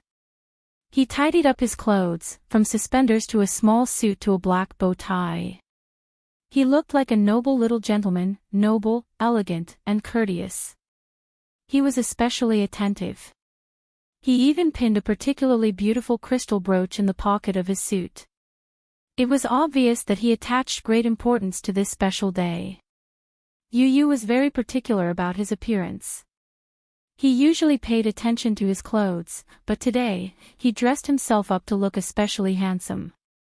As she looked at him, it was as if she could imagine that in 10 years, this little guy would definitely be like his father, a handsome and elegant young master. As he lowered his eyes, his long and thick eyelashes cast a deep shadow on his eyelids, making his gaze deep and charming. How time flies! As Yu smiled, he looked up at her with a pair of clear eyes. In the blink of an eye, my mommy is actually married. Yun Shishir didn't know whether to laugh or cry at his old-fashioned tone. She deliberately teased him. Yu, why are you so old at such a young age? When you speak, you're as mature as a little old man. Those who don't know better would think that you're marrying off a daughter. It's not certain whether I'll have a daughter in the future. But I only have one mommy. I definitely can't bear to marry her off. For as long as he could remember, he and his mommy depended on each other. He originally thought that this kind of life would last for a long time. He even imagined that in the future, he and his mommy would depend on each other for survival until the end. He admitted that he was a mommy's boy. After all, in his life, Yun Shishir occupied the most important position. From the time he learned how to walk, eat, go to school by himself, and take care of himself, he worked hard for everything because he wanted his mommy to live the happiest life. At that time, he thought that since he didn't have a daddy and his mommy was so lonely, he must accompany her to the end. He was the only man in mommy's life. Therefore, he saw loving her and taking care of her as his most important mission, and it was his duty to do so. He did not feel that this was a burden. Instead, he enjoyed this responsibility and mission. However, on this day, his mission had probably been handed over to Muyaja like a baton being handed over. He felt happy and blissful, but he was also reluctant to part with her. He was happy because mommy finally had her own happiness. In the future, she would no longer be alone and would no longer be lonely. He was reluctant because after handing over this mission, he felt an indescribable sense of emptiness in his heart. His feelings for Yun Shishir were complicated and uneasy, generous and selfish. Yun Shishir saw that there were some complicated emotions in his expression. He seemed lonely, happy, and worried. For a moment, she couldn't figure out what this child was thinking in his heart at that moment. She smiled softly and gently placed her hand on the back of his hand. Yu Yu suddenly turned his hand over to hold hers. Chapter 1784. Yu Yu smiled and said, "Mommy, you love Daddy. But what I want to tell you now is that even though you'll grow old and I'll grow up, my heart will always be with you. Right now, I'm handing you over to Daddy because I believe that he'll be able to give you happiness and take on the responsibilities of a husband. But if he bullies you, feel free to tell me. If he lets you down, I won't hesitate to take you back from Daddy even if I have to give it my all. Do you understand?" For some reason, Yun Shishir felt an inexplicable bitterness in her heart when he said those words with such deep emotion. How could her Yu Yu be so sensible? For a 7-year-old child to say such words, it was not something that should be said at his age. Yun Shishir pulled him into her embrace and smiled. "All right, Yu Yu, Mommy will definitely be happy." Xiao Yichen suddenly stood aside and felt touched for a moment. Perhaps he could not fully understand Yu Yu's current state of mind. If it was in the past, he would definitely think that it was just an engagement. After the wedding, the 4 of them would become a family and truly be together. This should be something to be happy about, shouldn't it? But now, he did not think so anymore. After spending so much time together, he truly understood the close bond between Yu Yu and Mommy. It was a bond that was thicker than blood. These 7 years were neither long nor short, but they had experienced countless emotions and drifted through wind and rain. It was precisely because of this bond that Yu Yu was worried that Mommy would not be happy. That was why he felt uneasy. Just like those fathers who married off their daughters, the atmosphere at the wedding was clearly so happy, but when they handed their daughters' hands to the young man, they felt reluctant, uneasy, nervous, relieved, worried, touched, all kinds of feelings, all kinds of feelings, all kinds of feelings, all kinds of feelings. As if they were telepathic, Xiao Yichen could even vaguely feel Yu Yu's reluctance. He could empathize with him. Yu Yu said seriously, "Mommy, you must be happy. Otherwise, he would definitely regret his decision." He regretted handing her over to his father. Yun Shishir gently caressed his palm-sized handsome face and nodded with a smile. However, her eyes were faintly moist. She tried her best to hold back the sourness in her heart. At 11:30 a.m., the guests entered the venue one after another. Everyone entered the venue and sat in their seats, chatting and laughing. Today was a good day. This island was located in a semi-tropical zone and was warm all year round. Bathing in the fresh sea breeze and feeling the embrace of the blue sky and the sea, one could not help but feel carefree. At the main venue of the wedding, many children of the VIPs were smiling and taking photos in front of the arch decorated with flowers. Most children liked beautiful things. Some of the children who loved to cry would forget to make a fuss in this romantic atmosphere. They would sit in their parents' arms and smile innocently. Muyaja's group of brothers also rushed to the venue and started to entertain the guests. Yun Yeqing pushed Yun Yeho's wheelchair and sat down under the arrangement. Yun Yeho looked around at the romantic venue and could not help but sigh. This venue seems to have been prepared with great care. Chapter 1785. Surrounded by such a romantic atmosphere, she did not even dare to raise her voice. Yun Yeqing nodded with a smile. It's a once-in-a-lifetime engagement, after all. The preparations must be meticulous. This shows that Shusher's fiancé dotes on Shusher a lot. He put in the effort to give her such a romantic wedding. Today is a good day. I'm so excited that I can't sit still. Yun Yeqing smiled. You just have to sit still and watch Shusher receive everyone's blessings.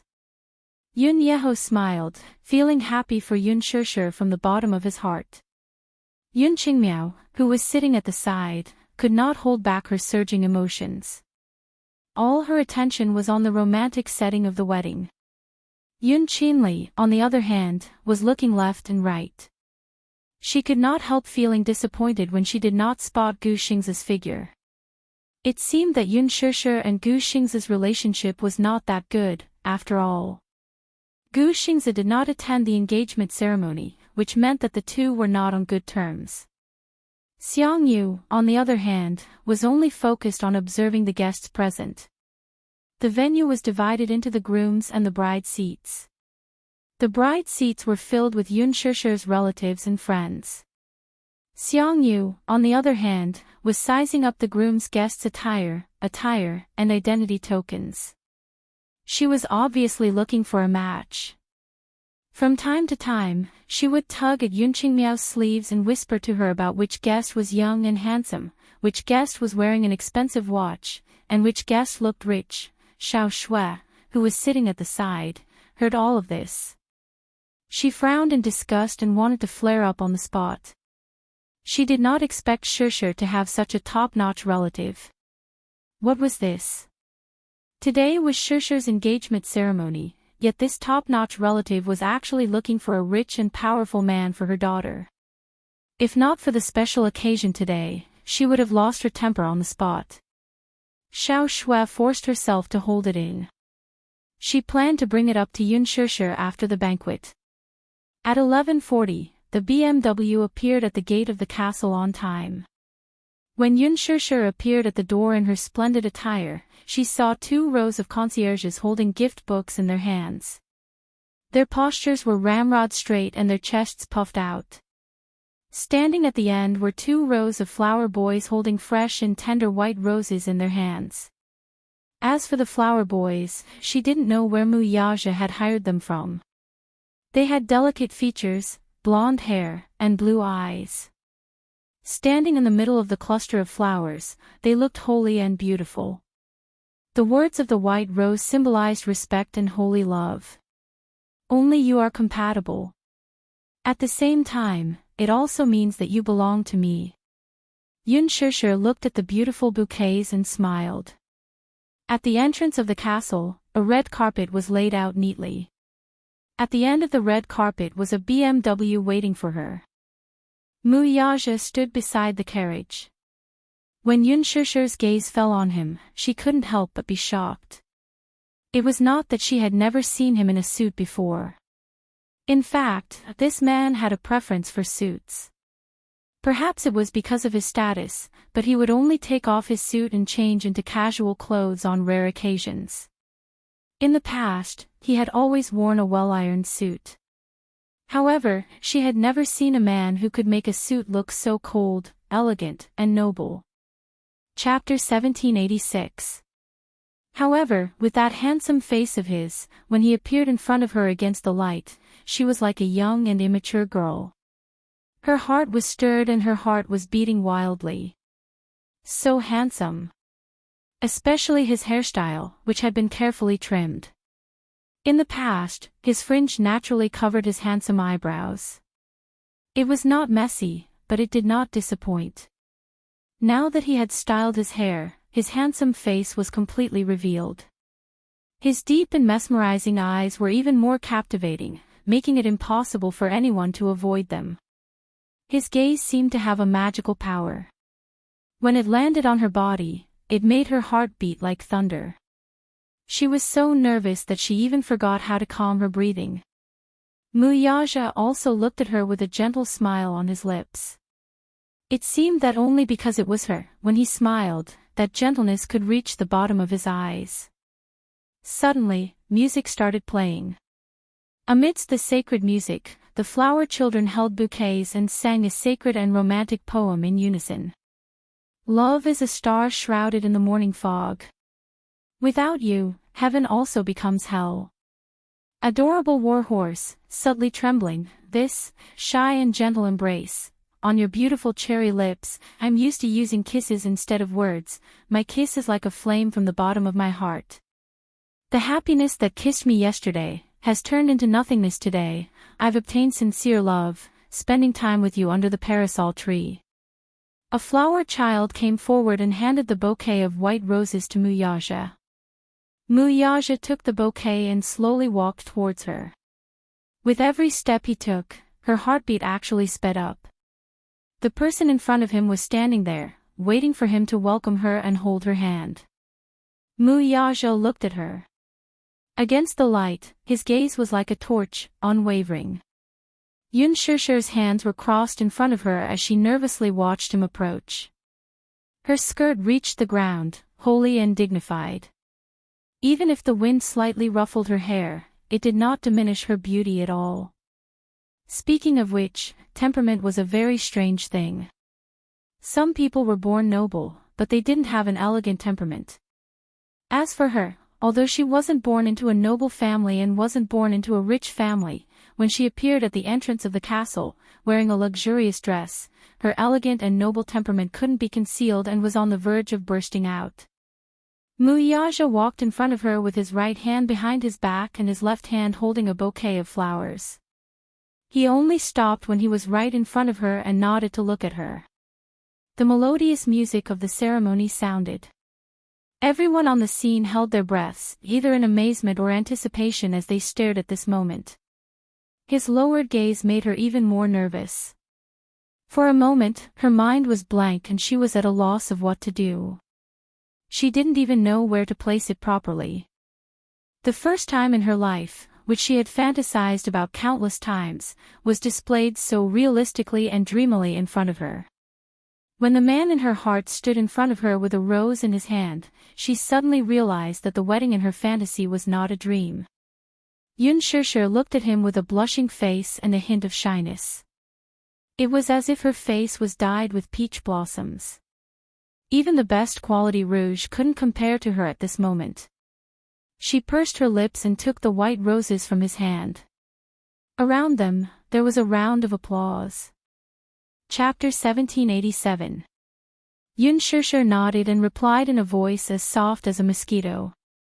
In the next second, under everyone's stunned gazes, the man carried her in a princess carry. Hugging her waist, he easily supported all of her weight. Muyaja gently lowered his head and gracefully kissed her lips, pressing them tightly against her red lips. At this moment, his low and hoarse voice undoubtedly revealed that he was equally happy. "You're so beautiful today." Hearing this, Yun Shishir's heart was filled with sweetness and shyness at the same time. Her face became even hotter. No matter how many praises she received, it would not be able to compare to this sentence from him. The highest praise and love was probably this sentence of love from him at this moment. He rarely said such words of love. This man had always been reserved and deep, but when he said it, it made her heart beat faster. Yun Shishir held the fresh flowers tightly and looked up, only to meet his deep eyes. There was a slight burning heat in them, and he did not hide his deep love for her, who was beautiful today. Muyaja gently carried her and walked towards the carriage. Even though he was carrying her, his body was as light as a swallow and his steps were light. After getting into the carriage, the concierge walked over and closed the door. The attendant then drove the carriage to the venue of the engagement banquet. Yu Yu and Xiao Yichen watched the carriage leave. They looked at each other and smiled, then got into the same carriage and immediately caught up. Sitting in the carriage, Yun Shishir was surprised to find that along the way, both sides of the road were covered with roses. As the carriage moved, the petals scattered on the ground. When the wind blew, the petals flew and danced in the air. It was as if they were in a fairy tale. It's so beautiful. Yun Shishir was so touched that she couldn't help but mumble. Today, he really gave her a big surprise and touched her. She never thought that this man, who was used to being cold and arrogant, would spend so much effort on the engagement banquet. Even the smallest details were not overlooked. Putting aside the huge amount of money he had spent, just the fact that he was able to bring out all the romantic scenes that she had imagined in front of her was enough to make her feel that it was extremely valuable. She was a person who was easily satisfied. She believed that weddings generally went according to the procedure. The most important thing was to be with the person she loved. Nothing else mattered. But he used his actions to tell her that if he loved her, he would spare no effort to fulfill all her dreams. At the same time, he was grateful for his luck. Being able to meet him and stay together with him had truly exhausted all of her luck. The smile on her face fell into his eyes, and he quickly smiled as well. Laughter was contagious between people who were close to each other. She suddenly looked up and said, "Muyaja, am I dreaming?" "Why do you say that?"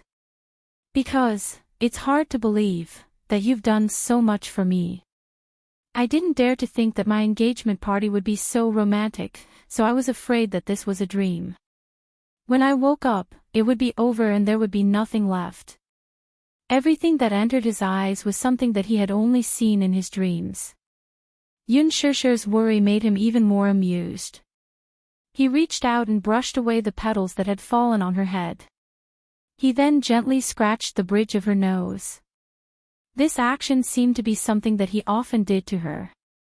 It became the most intimate action between the two of them. He whispered in her ear, "Little fool, this isn't a dream. Everything is real, including me." Chapter 1788. But really, she was really nervous about what she had just seen and what he had just said. Apart from being nervous, she was also looking forward to the upcoming engagement banquet. He looked at her and saw her exposed neck and shoulders. They were fair and delicate, like the graceful curve of a swan. Following the curve, he could see her beautiful fullness. Sexy and charming. Seducing his gaze, he became more and more eager to explore. However, he restrained himself and warned himself that now was not the time to do whatever he wanted. Usually at this time, his ambition would be revealed. He desperately hoped that after the engagement banquet, their wedding would proceed as soon as possible. He was already anxious to keep her as his own. How could he let others think about and covet her when she was so beautiful? "What's the venue like? I'm really curious about how you decorated it," she asked with some anticipation, but he still pretended to be mysterious and blinked his eyes. "You'll know when we reach the venue. You just have to wait quietly for the engagement banquet that I've prepared for you." Yun Shishir's lips suddenly curved slightly. His answer made her look forward to it even more and her heart felt even sweeter. The carriages moved forward and soon arrived at the venue. However, just as she was about to get off the carriage, as if he could not bear for her toes to touch the ground, he carried her out of the carriage again in front of everyone's eyes. Yun Shishir hit his shoulder lightly but not hard. In her eyes, there was a hint of shyness. "Put me down. You're making a joke out of yourself. Who dares to laugh at you?" Muyaja asked her back. This made her even more embarrassed. However, as he said this, he still put her down. However, just as she steadied herself, the man's strong and warm hand held her hand without hesitation. Yun Shishir laughed in her heart. Was this man afraid that she would run away? But as she thought of this, her heart was still happy. At least, it meant that he cherished her, didn't it? From the man's details, she could see how important she was in his heart. When they arrived at the entrance of the venue and stepped on the red carpet, fireworks bloomed and fell on them. The innocent and romantic laughter of the flower girl standing on both sides of the red carpet quickly stirred up the atmosphere of the entire venue. Yun Shishir had a panoramic view of the entire venue. I like it so much. Especially that arch decorated with flowers, it was simply too romantic. In the past, when she watched movies, she was especially envious of couples standing under this romantic arch and receiving blessings. Yun Shishir secretly sighed in her heart. She let him hold her hand and walked towards the venue. Muyaja suddenly caught sight of Lu Jinyu, who was walking out of the venue. Lu Jinyu looked inexplicably nervous, as if he had something important to tell him. Muyaja couldn't help but stop and raise his eyebrows in confusion. Seeing that he had stopped walking, Yun Shishir also looked at him curiously. However, when she saw that he was looking into the distance, she followed his line of sight and looked at Lu Jinyu. Lu Jinyu walked over and said in a low voice, "Chief, there was news just now that an unidentified armed cargo ship forced its way to the port of the island. A few unidentified foreign men came down from the ship. I don't know what's going on at the moment, but I'm planning to go over and take a look." Chapter 1789. Muyaja's eyes were filled with suspicion, and his tone was filled with displeasure. "Didn't you order people to seal off this place? Why are there still people barging in? It's my fault. But I've already sent people to guard this place, and the sea route is tightly sealed. I don't know the origin of this cargo ship. I've already sent people to stop them, but because those people are carrying weapons of mass destruction, there's been some conflict at the scene. I'm about to rush over to take a look at the situation." Muyaja's eyes darkened, and a gloomy expression appeared on his face. "You're saying that it's an armed cargo ship that forcefully docked at the port?" "Yes. What other suspicious information do you have?" Lu Jinyu pondered for a moment and then replied, "Based on the information we have, it should be a cargo ship full of military munitions. As far as I know, such cargo ships are usually used by arms dealers to transport military munitions, and they are equipped with a large number of military munitions. These people are very aggressive, and it seems like they want to barge into the venue. However, I also suspect that they might be pirates who hijacked the cargo ship. But it's just a suspicion, and it hasn't been confirmed yet." Muyaja's heart skipped a beat. Arms dealers were businessmen or organizations that engaged in the trade of military munitions. Generally speaking, these business groups would use shipping to transport goods from the factory to the front line of the battlefield in order to fool others. Generally speaking, shipping was a more common method of transport. It was safe and carried large quantities. Generally speaking, cargo ships would be equipped with a large number of well-trained mercenaries. This was a private island. Although it was equipped with a relatively high level of security, it would definitely not be able to gain the upper hand if they were to deal with these people. Arms dealers, that was an organization that played with the flames of war. What could be more lethal than this? But why would an armed cargo ship barge in? The abilities of these people who came were really not small. Immediately, he ordered, "Go over and take a look. If there's anything, report to me immediately." "Yes. I'll rush over to take a look now." Lu Jinyu rushed over as soon as he finished speaking. Yun Shishir saw that the two of them were nervous and alert as they talked, so she couldn't help but feel worried. "What's wrong?" "Nothing. Don't worry." However, just as he finished speaking, the rumbling sound of an armed helicopter could be heard from afar. Muyaja raised his head abruptly and saw a helicopter approaching the venue from the direction of the port. All the guests couldn't help but panic. Looking at the helicopter of unknown origin that suddenly appeared in the sky above their heads, no one knew what was going on, and they were faintly panicking. The strong wind created by the propeller was like a tsunami, sweeping away the flowers and trees. Yunshusher's skirt was also blown up by the strong wind. Muyaja immediately protected her behind him, handsome eyes cold, eyes vigilantly looking at the approaching plane. The helicopter slowly landed, and the cabin door was suddenly pushed open. At the cabin door, a tall and straight figure suddenly leaned out. His military windbreaker was fluttering in the wind, and his sleeves were fluttering. The man had one hand on the cabin door and the other on his hat. His casual posture could not hide his noble and arrogant demeanor. He raised his head slightly, revealing his incomparably handsome face to everyone's eyes. Chapter 1790. Muyaja's gaze turned cold. He was even more wary of this man's aggressiveness. Alas, when she caught sight of the man's handsome face, her breath caught in her throat and she could not make a sound for a moment. At the entrance of the helicopter, Gong Jia was dressed in a military trench coat. The sleeves of his coat fluttered in the wind, and a pair of snow-white military boots made him look even more handsome. His silver-white hair fluttered in the strong wind, constantly invading his arrogant and handsome face. The helicopter slowly made a forced landing. The wind and waves swept up sand and sand. The surrounding guests were either shocked or surprised as they gathered together and looked up at the godlike figure who seemed to have descended from the sky. Who is that? Gosh, isn't that a military helicopter? Who is that? Who is that man?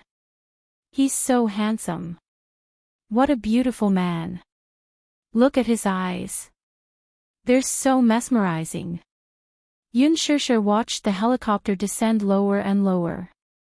She widened her eyes in disbelief until she saw that familiar and devilish face. For a moment, an inexplicable bitterness and emotion welled up in her heart. Then, she covered her mouth with her trembling hands and cried tears of joy. Shao Jia, he's here.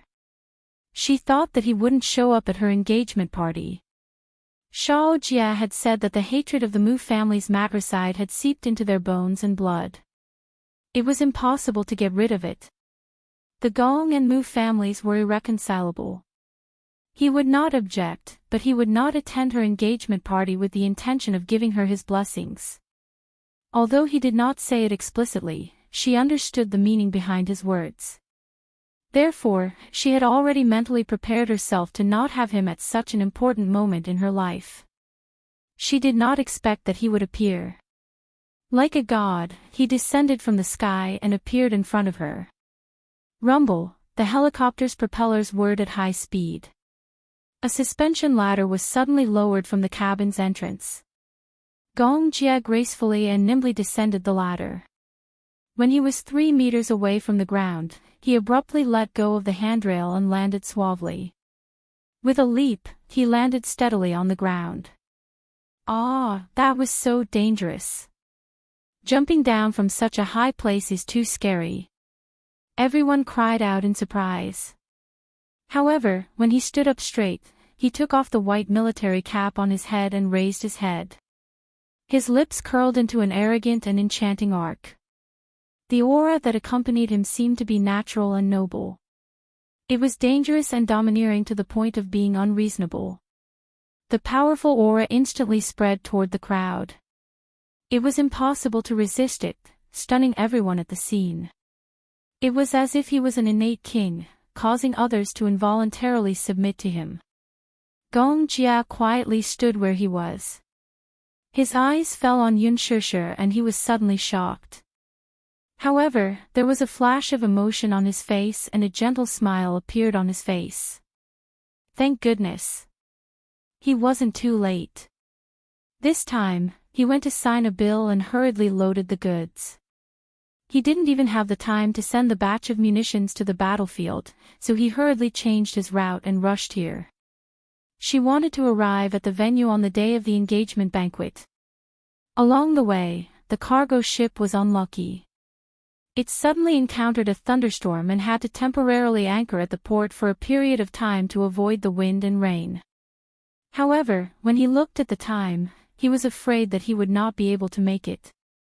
Therefore, he did not wait for the thunderstorm to pass and hurriedly set sail again.